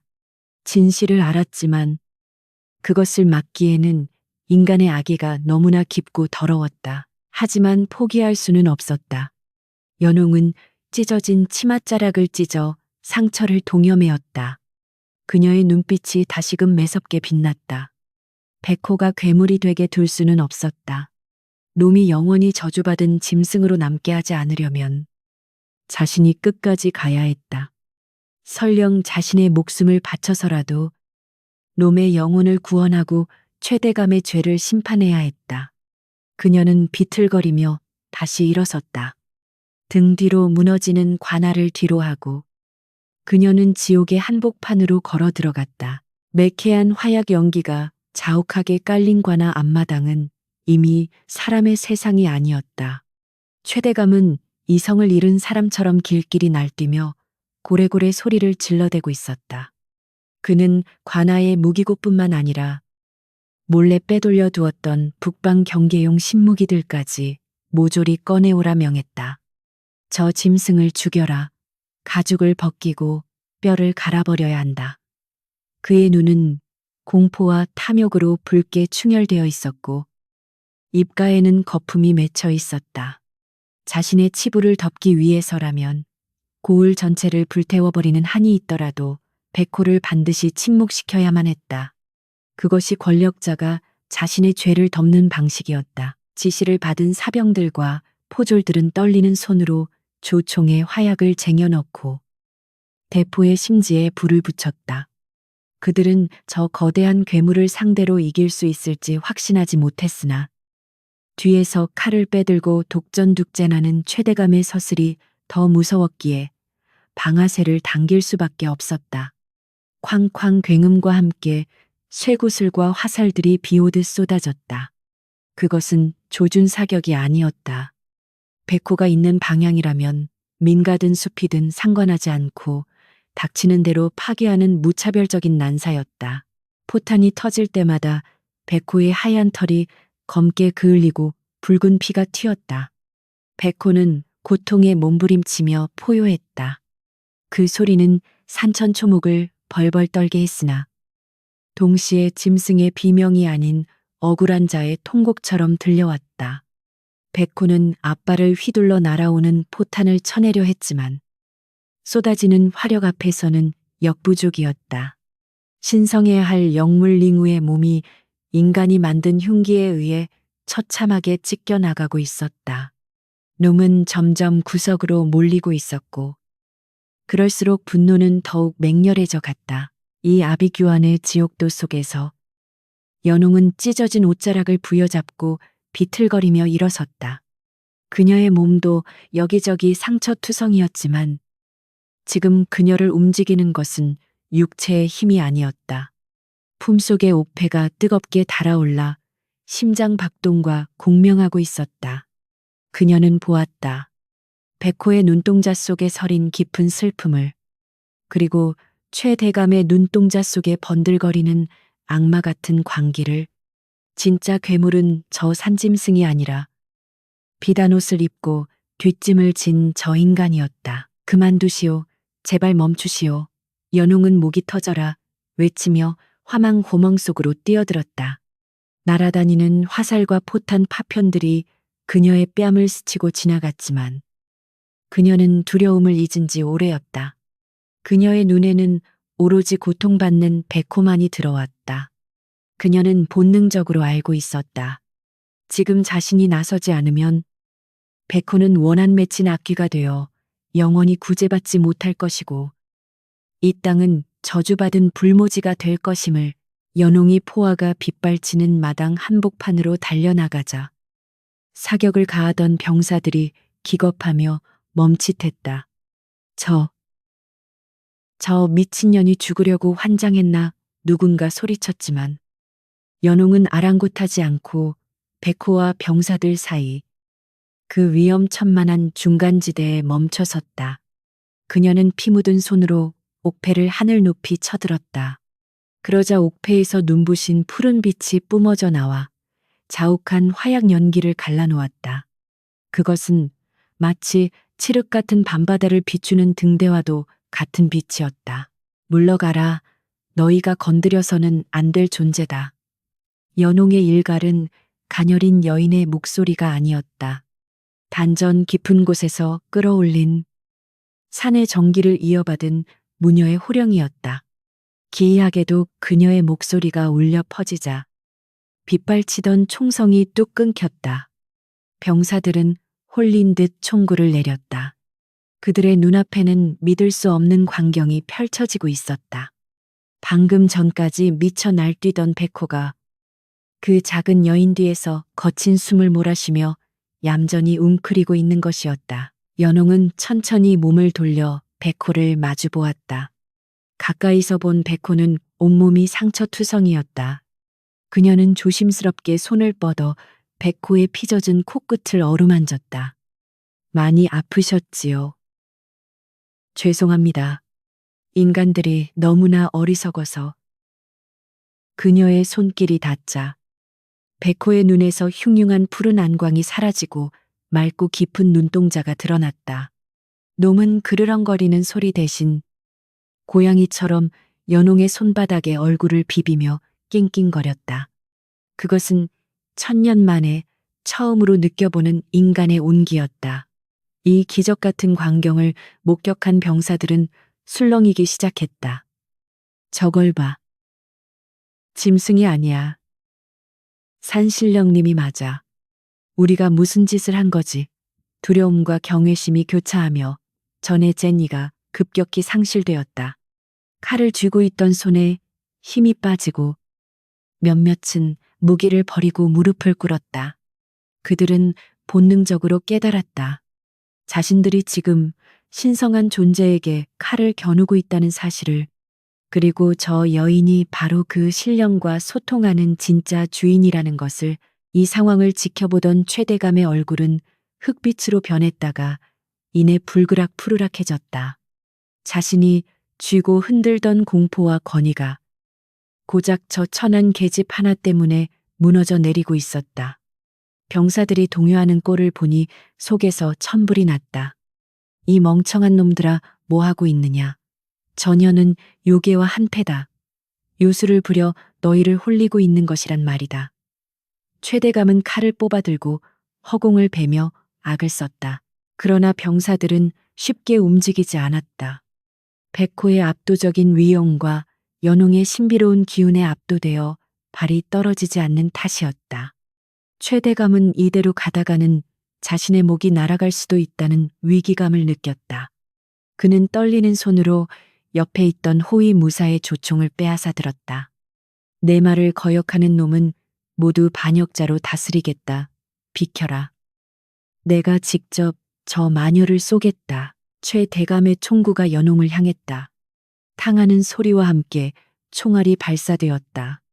하지만 총알은 연홍에게 닿지 못했다. 백호가 순식간에 앞발을 뻗어 날아오는 총알을 쳐낸 것이다. 챙하는 금소금과 함께 납탄이 튕겨나갔다. 백호는 이제 완전히 연홍을 보호하고 있었다. 놈은 최대감을 향해 이빨을 드러내며 으르렁거렸다. 그 소리는 이전의 폭주와는 달랐다. 명확한 적의와 심판의 의지가 담긴 왕의 경고였다. 연홍은 천천히 고개를 돌려 최대감을 노려보았다. 그녀의 눈빛은 더 이상 짓밟히던 노비의 것이 아니었다. 보셨습니까? 이분은 짐승이 아니라 당신 조상들의 죄를 기억하는 증인입니다. 연홍의 차분하지만 힘있는 목소리가 관아마당을 울렸다. 당신이 쏘아 올린 것은 총알이 아니라 당신 가문의 파멸을 알리는 신호탄이었습니다. 최대감은 뒷걸음질 쳤다. 주변을 둘러보니 병사들의 눈빛이 달라져 있었다. 그들은 더 이상 최대감을 두려워하지 않았다. 오히려 경멸과 의심의 눈초리로 그를 바라보고 있었다. 권력의 저울추가 기울어지기 시작했다. 힘으로 억누르던 공포 정치가 진실과 영적인 권위 앞에서 힘을 잃어가고 있었다. 최대감은 자신이 쥐고 있던 권력이 모래성처럼 무너져 내리는 환영을 보았다. 반역이다. 이건 반역이야. 최대감은 헛소리처럼 중얼거리며 자신의 사병 대장에게 눈짓했다. 돈으로 매수한 용병들, 즉 인정머리 없는 살수 사쇼들만이 유일하게 남은 그의 카드였다. 대장은 음흉한 미소를 지으며 품속에서 신호를 보낼 호루라기를 꺼냈다. 아직 끝나지 않았다. 최대감에게는 비장의 수가 남아 있었다. 그는 마을의 아이들을 인질로 잡고 있었다. 연홍은 등 뒤에서 느껴지는 백호의 거친 호흡을 느끼며 옥패를 꽉 쥐었다. 백호와의 교감은 성공했지만 상황은 여전히 절망적이었다. 최대감은 궁지에 몰린 쥐가 되어 무슨 짓이든 저지를 것이다. 하지만 연홍은 이제 혼자가 아니었다. 천년의 시간을 넘어 자신의 편이 되어준 거대한 수호신이 등 뒤에 버티고 있었다. 그녀는 깊은 숨을 들이쉬며 다가올 최후의 대결을 준비했다. 바람이 바뀌었다. 매캐한 화약 냄새 대신 비냄새 섞인 서늘한 산바람이 불어오기 시작했다. 흩어졌던 먹구름이 다시 모여들며 하늘이 어두워졌다. 금지산의 주인과 그 대리인이 마침내 하나가 되어 인간의 탐욕을 심판할 준비를 마친 것이었다. 병사들은 숨을 죽이고 최대감은 식은 땀을 흘리며 백호는 낮은 소리로 그르렁거렸다. 폭풍전야의 고요함 속에서 운명의 시간은 째각째각 다가오고 있었다. 최대감의 입가에 비릿한 미소가 번졌다. 궁지에 몰린 쥐가 고양이를 무는 법이라 했던가. 그가 품속에서 꺼낸 날카로운 호각을 불자 관아 뒷문이 열리며 검은 복면을 쓴 살수들이 아이들을 질질 끌고 나타났다.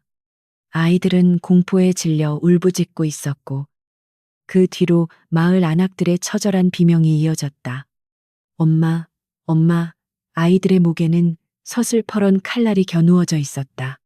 순식간에 관아 마당의 공기가 얼어붙었다. 백호의 위용에 눌려 전의를 상실했던 포졸들도 제 자식이 인질로 잡힌 것을 보고는 사색이 되어 굳어버렸다. 비겁함의 극치였으나 효과는 확실했다. 자, 이제 선택해라. 최대감이 아이들의 뒤로 숨으며 이죽거렸다. 내년이 저 짐승을 살리겠다면 이 아이들이 죽을 것이고 아이들을 살리고 싶다면 네 손으로 저 짐승의 숨통을 끊어라. 그는 바닥에 떨어진 장검을 발로 차 연홍의 앞으로 보냈다. 백호가 분노하여 앞발을 내디디려 하자 살수들이 아이들의 목에 칼을 더 깊이 밀어 넣었다. 아이들의 자지러지는 울음소리가 백호의 발을 묶었다. 영물인 백호조차 죄 없는 생명이 다치는 것을 원치 않았기에 낮게 그르렁거리며 뒷걸음질 칠 수밖에 없었다. 연홍은 바닥에 떨어진 검을 내려다보았다. 손이 부들부들 떨렸다. 최대감은 인간이기를 포기한 악귀였다. 어서 결정하지 못하겠느냐. 내 인내심이 그리 길지 않다. 최대감의 호통의 살수 중 하나가 아이의 팔을 베는 신욕을 했다. 안 돼. 연홍이 비명을 지르며 검을 집어들었다. 그녀의 눈에서 뜨거운 눈물이 쏟아졌다. 백호는 슬픈 눈으로 연홍을 바라보고 있었다. 마치 자신의 운명을 예감한 듯. 놈은 저항하지 않고 목을 길게 빼어 연홍에게 급소를 내어주었다. 그래. 아주 훌륭해. 최대감은 승리감에 도취되어 손뼉을 쳤다. 그 짐승의 배를 가르고 내단 나이단을 꺼내오너라. 그러면 이 아이들은 살려주마. 연홍은 비틀거리며 백호에게 다가갔다. 한 걸음, 두 걸음. 그녀와 백호 사이의 거리가 좁혀질수록 주변의 숨소리조차 들리지 않을 만큼 적막이 감돌았다. 병사들도 백성들도 모두 숨을 죽이고 이 비극적인 결말을 지켜보고 있었다. 연홍은 백호의 코앞까지 다가가 멈춰섰다. 백호의 거친 숨결이 연홍의 얼굴에 닿았다. 연홍은 칼을 쥔 손을 높이 쳐들었다. 최대감의 눈이 탐욕으로 번들거렸다. 그러나 칼끝이 향한 곳은 백호의 목이 아니었다. 챙그랑 연홍은 칼을 바닥에 내동댕이 쳤다. 그리고 품속의 옥패를 꺼내 백호의 이마에 갖다 대었다. 그녀의 입술이 빠르게 움직였다.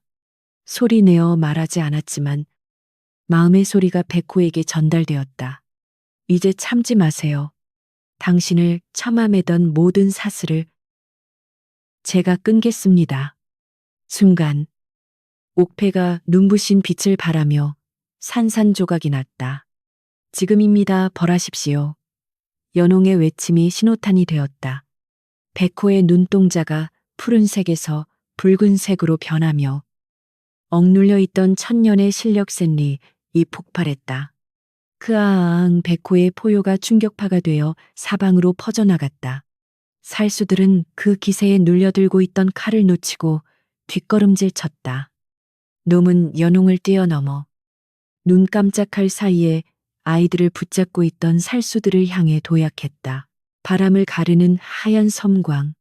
그것은 움직임이라기보다는 빛의 이동에 가까웠다.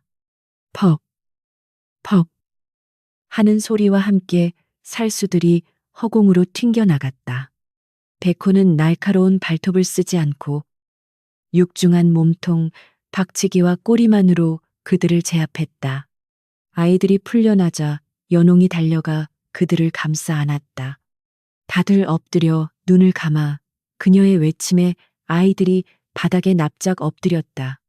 이제 거칠 것은 아무것도 없었다. 백호는 마침내 자유로워진 야수의 본능으로 사냥을 시작했다. 쏘아라 쏘란 말이다. 최대감이 발악하며 소리쳤지만 이미 전세는 역전되었다. 자신의 아이들이 구출되는 것을 본 포졸들과 마을 장정들이 더 이상 참지 않고 봉기했다. 저놈들을 죽여라. 그들은 창끝을 돌려 최대감의 사병들을 공격하기 시작했다.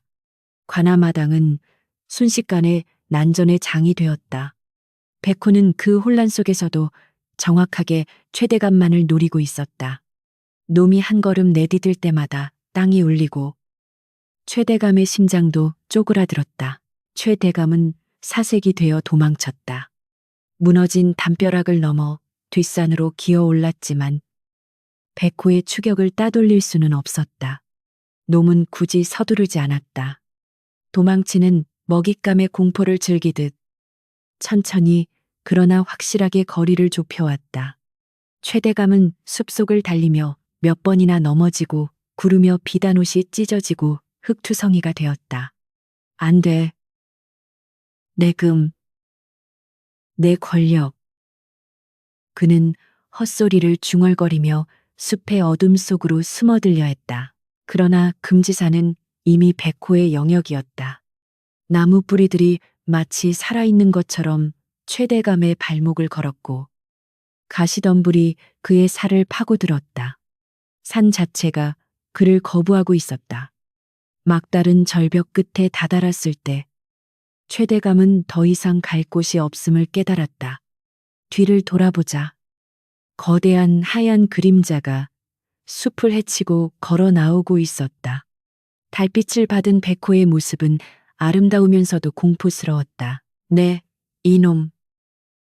짐승 주제에 감히. 최대감은 품에서 화승총을 꺼내 떨리는 손으로 겨누었다. 이것이 마지막 발악이었다. 타항 총성과 함께 연기가 피어올랐다. 그러나 백호는 피하지 않았다. 총알은 백호의 두꺼운 가죽을 뚫지 못하고 튕겨나갔다. 백호는 비웃듯 코웃음을 치며 최대감의 바로 코앞까지 다가왔다. 놈의 입에서 뿜어져 나오는 뜨거운 김이 최대감의 얼굴을 덮쳤다. 절벽 아래에서는 관아의 불길이 치솟고 있었고 위에서는 분노한 신수가 내려다보고 있었다. 연홍은 아이들을 안전한 곳으로 대피시킨 뒤 숨을 헐떡이며 절벽 위를 올려다보았다. 그녀는 알 수 있었다. 심판의 시간이 도래했음을. 백호가 앞발을 들어 올렸다. 그것은 단순한 타격이 아니라 천년간 쌓여온 업보의 무게를 싣는 형벌이었다. 최대감은 공포에 질려 비명조차 지르지 못했다. 그의 눈동자에 비친 백호의 발톱은 마치 저승사자의 낯처럼 보였다. 살려주게 비굴한 목숨 구걸이 터져 나왔지만 대답은 묵직한 타격음 뿐이었다. 백호의 앞발이 땅을 내리찍자 최대감이 서 있던 절벽의 끝자락이 와르르 무너져 내렸다. 으아, 최대감의 비명은 허공으로 흩어졌고 그는 자신의 욕망이 시작되었던 그 깊은 계곡 아래로 추락했다. 백호는 절벽 끝에 서서 떨어지는 인간을 내려다보았다. 놈은 더 이상 포효하지 않았다. 그저 긴 침묵만이 흘렀다. 복수는 끝났다. 하지만 그 승리가 가져다 준 것은 환희가 아닌 씁쓸한 허무함이었다. 백호는 고개를 돌려 연홍이 있는 마을 쪽을 바라보았다. 붉게 타오르는 화염 속에서 백호의 하얀 털은 핏빛으로 물들어 있었다. 그것은 승리자의 모습이라기보다는 상처 입은 영혼의 초상화 같았다. 마을에서는 전투가 마무리되고 있었다. 용병들은 모두 제압되거나 도망쳤고 마을 사람들은 서로를 부둥켜 안고 안도하고 있었다. 그러나 연홍의 표정은 밝지 않았다. 그녀는 알고 있었다. 이 소란이 조정에 알려지면 더 큰 군대가 몰려올 것이라는 사실을. 백호가 인간을 해치고 관아를 부순 것은 씻을 수 없는 역모죄에 해당했다. 복수는 성공했으나 그 대가는 이제부터 시작이었다. 연홍은 절벽 위를 향해 뛰기 시작했다. 다리가 끊어질 듯 아팠지만 멈출 수 없었다. 백호를 이대로 보내서는 안 되었다. 조정의 토벌대가 오기 전에 놈을 피신시키거나 영원히 잠들게 해야 했다. 그것이 옥패를 깬 그녀가 짊어져야 할 마지막 책임이었다. 숲길을 달리는 그녀의 머리 위로 밤하늘을 가르는 혜성 하나가 떨어져 내렸다. 불길한 징조였다. 절벽 위에 도착한 연홍은 백호와 마주섰다. 백호는 지친 듯 바위에 턱을 괴고 엎드려 있었다. 연홍이 다가가자 놈은 힘없이 꼬리를 흔들었다. 이제 가셔야 합니다. 더 깊은 곳으로. 연홍이 울먹이며 말했다. 하지만 백호는 움직이지 않았다. 놈은 이미 알고 있었다. 자신의 시간이 얼마 남지 않았음을, 그리고 자신을 구하기 위해 이 작은 여인이 어떤 결심을 하고 있는지도. 둘의 눈빛이 허공에서 얽혔다. 말하지 않아도 통하는 슬픈 작별의 인사가 오가고 있었다. 동이 트기 시작한 금지산의 하늘은 핏빛보다 붉은 노을로 물들어 있었다. 최대감은 사라졌고 복수는 끝났으나 승리의 기쁨을 누릴 새도 없이 더 거대한 절망이 산 아래에서부터 밀려오고 있었다. 둥둥둥 땅을 울리는 북소리와 함께 한양에서 급파된 중앙군, 금군, 진군의 깃발이 지평선을 가득 메웠기 때문이다. 그들은 단순히 소요를 진압하러 온 것이 아니었다. 괴수와 관련된 모든 것을 소각하라는 어명을 받고 산 전체를 태워버릴 화공, 호공 준비를 마친 채 당도한 죽음의 사자들이었다. 수천 명의 궁수들이 불화살을 재고 금지산을 포위했다. 선봉에선 금군대장은 무표정한 얼굴로 산 정상을 올려다보았다. 역적 최무선이 깨운 요물이 산에 숨어 있다. 산 전체를 불태워 후환을 없애라. 그의 명령은 차가웠고 단호했다. 마을 사람들은 발을 동동 구르며 애원했지만 국법과 어명 앞에서는 아무런 소용이 없었다. 백호는 절벽 끝에 서서 다가오는 죽음의 군대를 내려다보았다. 놈은 지쳐 있었다. 지난밤의 격전으로 하얀 털은 검게 그을렸고 옆구리의 상처에서는 붉은 피가 멈추지 않고 흘러내리고 있었다. 연홍은 백호의 목을 끌어안았다. 거친 숨을 몰아쉬는 놈의 심장 소리가 그녀의 가슴으로 전해져 왔다. 이대로 싸우시면 죽습니다. 저들은 이전의 병사들과는 다릅니다. 그녀는 직감했다. 백호가 아무리 신수라 한들 수천의 화살과 대포를 막아낼 수는 없었다. 놈이 다시 분노하여 날뛴다면 이번에는 산뿐만 아니라 산 아래 마을까지 모조리 잿더미가 될 것이 뻔했다. 백호는 으르렁거렸지만 그 소리에는 싸울 의지보다는 체념 섞인 슬픔이 묻어났다. 놈은 자신을 지키려다 죽어간 주인을 기억하듯 연홍을 보호하려 몸을 웅크렸다. 안 됩니다. 더 이상 피를 흘려서는 안 됩니다. 연홍은 결연한 눈빛으로 백호의 앞을 막아섰다. 그녀의 머릿속에 감옥벽 틈에서 찾아낸 비록의 마지막 구절이 스쳐 지나갔다. 깨진 봉인을 다시 묶으려면 봉인석보다 더 강력한 매개체가 필요하다. 그것은 신수와 교감한 자의 피와 영혼이다. 연홍은 떨리는 손으로 소매 속에 감추어둔 은장도를 꺼냈다. 그것은 할머니가 호신용으로 남겨주신 것이었으나 이제는 다른 용도로 쓰일 운명이었다. 준비하라. 산 아래에서 금군대장의 호령이 떨어졌다. 수천 개의 화살촉에 불이 붙었고 타닥거리는 소리가 정적을 깼다. 연홍은 시간이 없음을 알았다. 그녀는 백호를 향해 슬픈 미소를 지어 보였다. 1000년 전에는 당신을 차가운 돌 속에 가두었지만 이번에는 제가 당신의 집이 되어드리겠습니다. 그녀는 망설임 없이 은장도로 자신의 손바닥을 깊게 그었다. 선홍빛 피가 주르륵 흘러내려 바닥에 흙을 적셨다. 연홍은 피 젖은 손을 백호의 이마, 제3의 눈이 위치한 곳에 갖다 대었다. 유매 한제, 쉐마이센지. 그녀가 금기된 주문을 외우자 그녀의 피가 붉은 안개가 되어 백호의 몸을 감싸기 시작했다. 백호가 놀란 듯 눈을 크게 떴다. 놈은 연홍이 무엇을 하려는지 본능적으로 알아차리고 뒷걸음질 치려 했으나 이미 의식은 시작되었다. 연홍의 생명력이 빠른 속도로 빠져나가며 백호의 상처를 치유하고 놈의 폭주하는 기운을 잠재우고 있었다. 쏴라. 기어이 산 아래에서 명령이 떨어졌다. 원, 칠, 잔.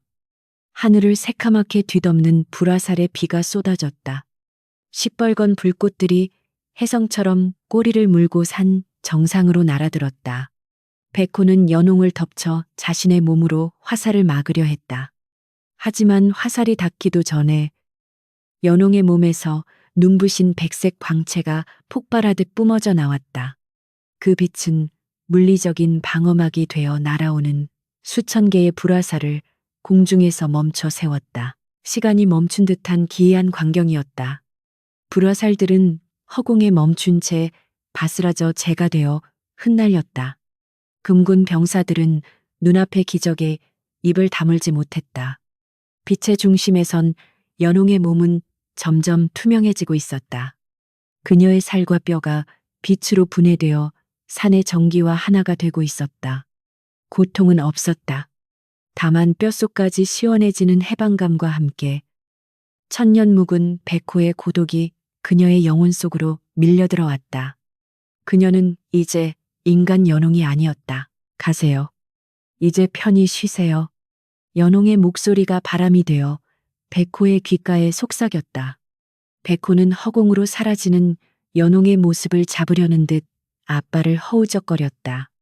놈의 눈에서 굵은 눈물 방울이 떨어졌다. 그 눈물은 땅에 닿자마자 맑은 샘물이 되어 솟아올랐다. 백호의 거대한 육신도 서서히 안개처럼 흩어지기 시작했다.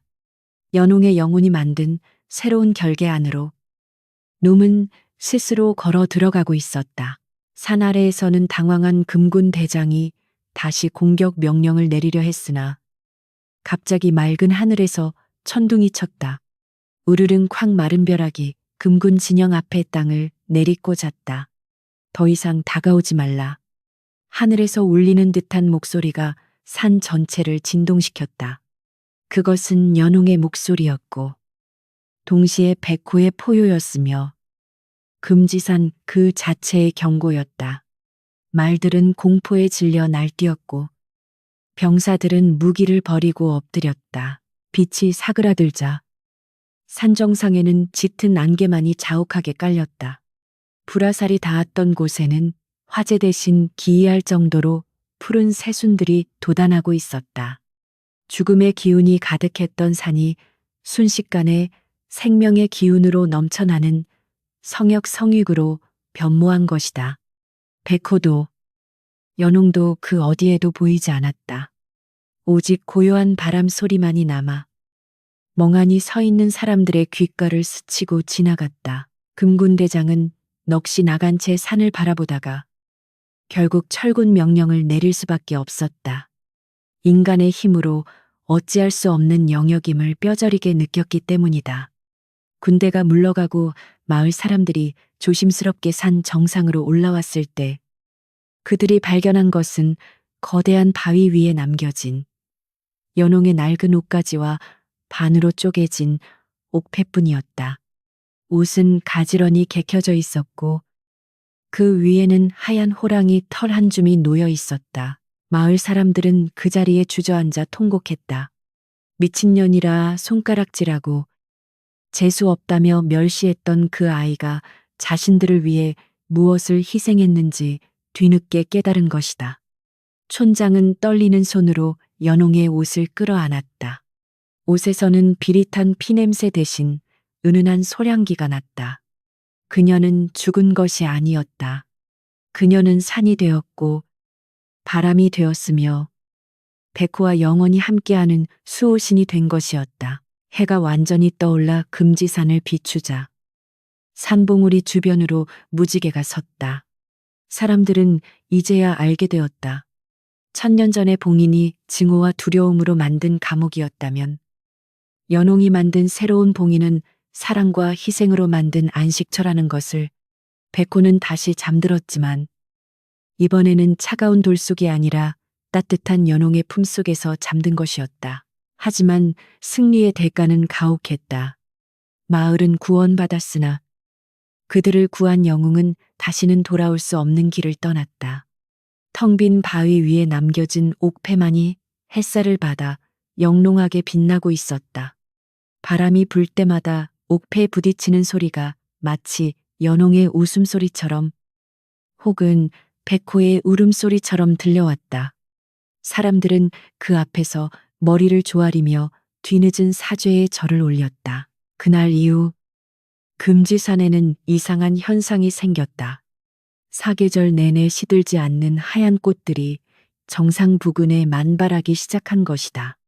사람들은 그 꽃을 연홍아, 공홍화라 불렀다. 붉은 심장을 가진 하얀 꽃. 그것은 세상의 편견에 맞서 싸우다 산화한 여인의 넋이자 그녀가 그토록 지키고 싶어 했던 순수한 생명의 상징이었다. 조정에서는 이 기이한 사건을 덮기 위해 관련 기록을 삭제하고 입을 막았으나 전설은 입에서 입으로 전해져 살아남았다. 탐욕스러운 관리들은 더 이상 금지산에 얼씬도 하지 못했다. 산에 들어가는 자마다 하얀 호랑이의 환영을 보고 혼비백산하여 도망쳤기 때문이다. 백호는 사라진 것이 아니라 보이지 않는 곳에서 눈을 뜨고 있었다. 연홍과 함께 해가 저물고 밤이 찾아왔다. 텅 빈 산 정상. 아무도 없는 그곳에 두 개의 그림자가 어른거렸다. 하나는 긴 머리카락을 흩날리는 여인의 모습이었고 다른 하나는 웅장한 호랑이의 모습이었다. 두 그림자는 서로에게 기대어 달을 바라보고 있었다. 모든 것이 끝났으나 그들의 이야기는 이제야 비로소 신화가 되어 영원히 흐르기 시작했다. 세월은 유수와 같아 금지산에 피바람이 불어닥쳤던 그 참혹했던 밤으로부터 어느덧 강산이 한 번 변한다는 10년의 세월이 흘렀다. 한때 붉은 화염과 검은 연기로 뒤덮였던 산자락은 언제 그랬냐는 듯 짙푸른 녹음으로 우거져 본래의 수려한 자태를 되찾았다. 인간이 낸 상처는 깊었으나 자연의 치유력은 그보다 더 강인했다. 불에 타검게 그을렸던 바위 틈에서는 이름 모를 들꽃들이 흐드러지게 피어났고 포탄에 패어 나갔던 웅덩이는 맑은 물이 고여 산짐승들의 목을 축이는 옹달샘이 되었다. 다만 변하지 않은 것이 있다면 산 정상 부근의 감도는 서늘하고도 신비로운 기운뿐이었다. 사람들은 이제 그 산을 두려움의 대상이 아닌 경애와 감사의 대상으로 우러러보고 있었다. 산 아래 고을의 풍경도 많이 달라져 있었다. 최대감이 죽고 난 뒤 조정에서는 이 고을의 기이한 변고를 꺼림칙하게 여겨 탐과 놀이들조차 부임을 꺼리는 곳이 되었다. 덕분에 백성들은 가혹한 수탈에서 벗어나 비로소 평화로운 삶을 영위할 수 있게 되었다. 마을 어귀에는 으리으리한 송덕비 대신 투박하지만 정성이 깃든 작은 사당이 하나 세워졌다. 사당의 주인은 산신령이 된 백호와 그를 달래기 위해 스스로를 바친 의로운 여인 연홍이었다. 매년 그녀가 떠난 날이 되면 마을 사람들은 누가 시키지 않아도 하얀 떡과 맑은 정화수를 올리며 그들의 넋을 기렸다. 옛날 옛적에 호랑이 등을 타고 다니는 예쁜 누나가 있었단다. 마을의 촌노들은 여름밤 평상에 누워 손자들에게 부채질을 해주며 옛 이야기를 들려주곤 했다. 아이들은 눈을 반짝이며 물었다. 그 누나는 무서운 호랑이가 안 무서웠대요. 그러면 노인은 허 웃으며 대답했다. 그 호랑이는 나쁜 사람만 잡아가는 착한 호랑이였거든. 그리고 그 누나는 세상에서 가장 용감한 사람이었지. 한때 재수 없는 무당년이라 손가락질 받던 연홍은 이제 아이들의 꿈속에서 정의로운 수호신이 되어 영원한 생명을 얻었다. 그녀의 희생은 헛되지 않았고 그녀의 이름은 전설이 되어 흐르고 있었다. 물론 여전히 욕심을 버리지 못한 자들도 있었다. 가끔 외지에서 온 사냥꾼이나 약초꾼들이 금지산의 신비한 영약이나 숨겨진 금괴에 대한 소문을 듣고 몰래 산을 오르기도 했다. 하지만 그들은 결코 산중턱을 넘지 못하고 혼비백산하여 내려오곤 했다. 그들의 증언은 하나같이 기이했다. 분명 맑은 날이었는데 갑자기 짙은 안개가 끼더니 숲속에서 하얀 옷을 입은 여인의 웃음소리가 들렸어. 그리고 내 등 뒤에서 집채만 한 짐승의 뜨거운 입김이 느껴졌단 말이야. 그들은 넋이 나간 채로 고을을 떠났고 다시는 금지산 쪽을 쳐다보지도 않았다. 이러한 소문 덕분에 금지산은 인간의 발길이 닿지 않는 청정구역으로 남을 수 있었다. 산속 깊은 곳, 옛 관아의 터는 이제 덩굴 식물로 뒤덮여 흔적조차 찾기 힘들었다. 그곳은 인간의 탐욕이 얼마나 덧없는 것인지를 보여주는 무언의 교훈장이나 다름없었다. 무너진 감옥터에는 연홍이 좋아하던 진달래꽃이 군락을 이루어 피어 있었는데 바람이 불 때마다 꽃잎이 흩날리는 모습이 마치 춤을 추는 여인의 옷자락 같았다. 산짐승들은 그곳을 안방처럼 편안하게 드나들며 새끼를 쳤고 숲은 생명력으로 넘실거렸다. 보름달이 유난히 밝은 어느 가을밤이었다. 마을 사람들은 일찍 잠자리에 들지 않고 마당에 나와 달맞이를 하고 있었다. 휘영청 밝은 달빛이 금지산의 능선을 은은하게 비추고 있었다. 그때였다. 예민한 감각을 가진 몇몇 사람들이 숨을 죽이며 산 정상을 가리켰다. 저기 좀 봐. 저기 바위 위에 사람들의 시선이 일제히 한 곳으로 쏠렸다. 달빛을 받아 하얗게 빛나는 산 정상의 거대한 바위. 그 위에 믿을 수 없는 실루엣이 어른거리고 있었다. 그것은 환영인지 실제인지 분간할 수 없었으나 분명 거대한 호랑이의 형상이었다. 그리고 그 호랑이의 등 위에는 긴 머리를 흩날리는 여인이 다소곳이 앉아 있었다. 여인은 산 아래 마을을 굽어보며 고요히 미소 짓고 있는 듯했다.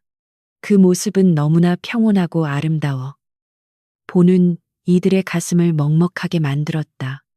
그것은 단순한 귀신이나 요괴의 모습이 아니었다.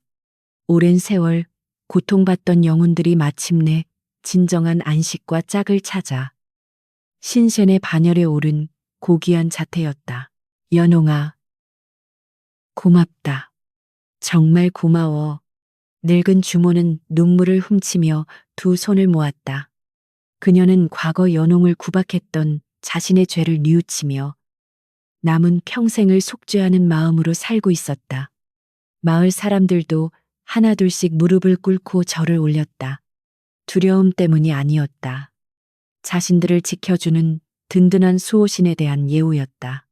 산 정상의 두 그림자는 한참 동안 마을을 지켜보다가 구름이 달을 가리는 순간 연기처럼 사라졌다. 하지만 사람들의 마음 속에는 꺼지지 않는 등불처럼 따뜻한 온기가 남았다. 연홍은 더 이상 춥지 않았다. 차가운 옥사 바닥도, 사람들의 멸시 어린 시선도, 뼈를 깎는 외로움도 이제는 모두 과거의 일이 되었다. 그녀의 곁에는 천년의 고독을 함께 나누고 영혼을 맞바꾼 백호가 있었다. 둘은 서로의 상처를 보듬으며 인간의 시간이 닿지 않는 영혼 속에서 자유롭게 산을 누비고 있었다. 백호의 우렁찬 포효는 산의 맥박이 되었고 연홍의 맑은 영혼은 산의 숨결이 되었다. 전설은 이렇게 끝을 맺는다. 금지산은 여전히 그 자리에 우뚝 솟아있고 백호와 연홍의 이야기는 할머니의 입에서 손녀의 귀로 다시 그 손녀의 입으로 전해지며 영원히 살아 숨쉴 것이다.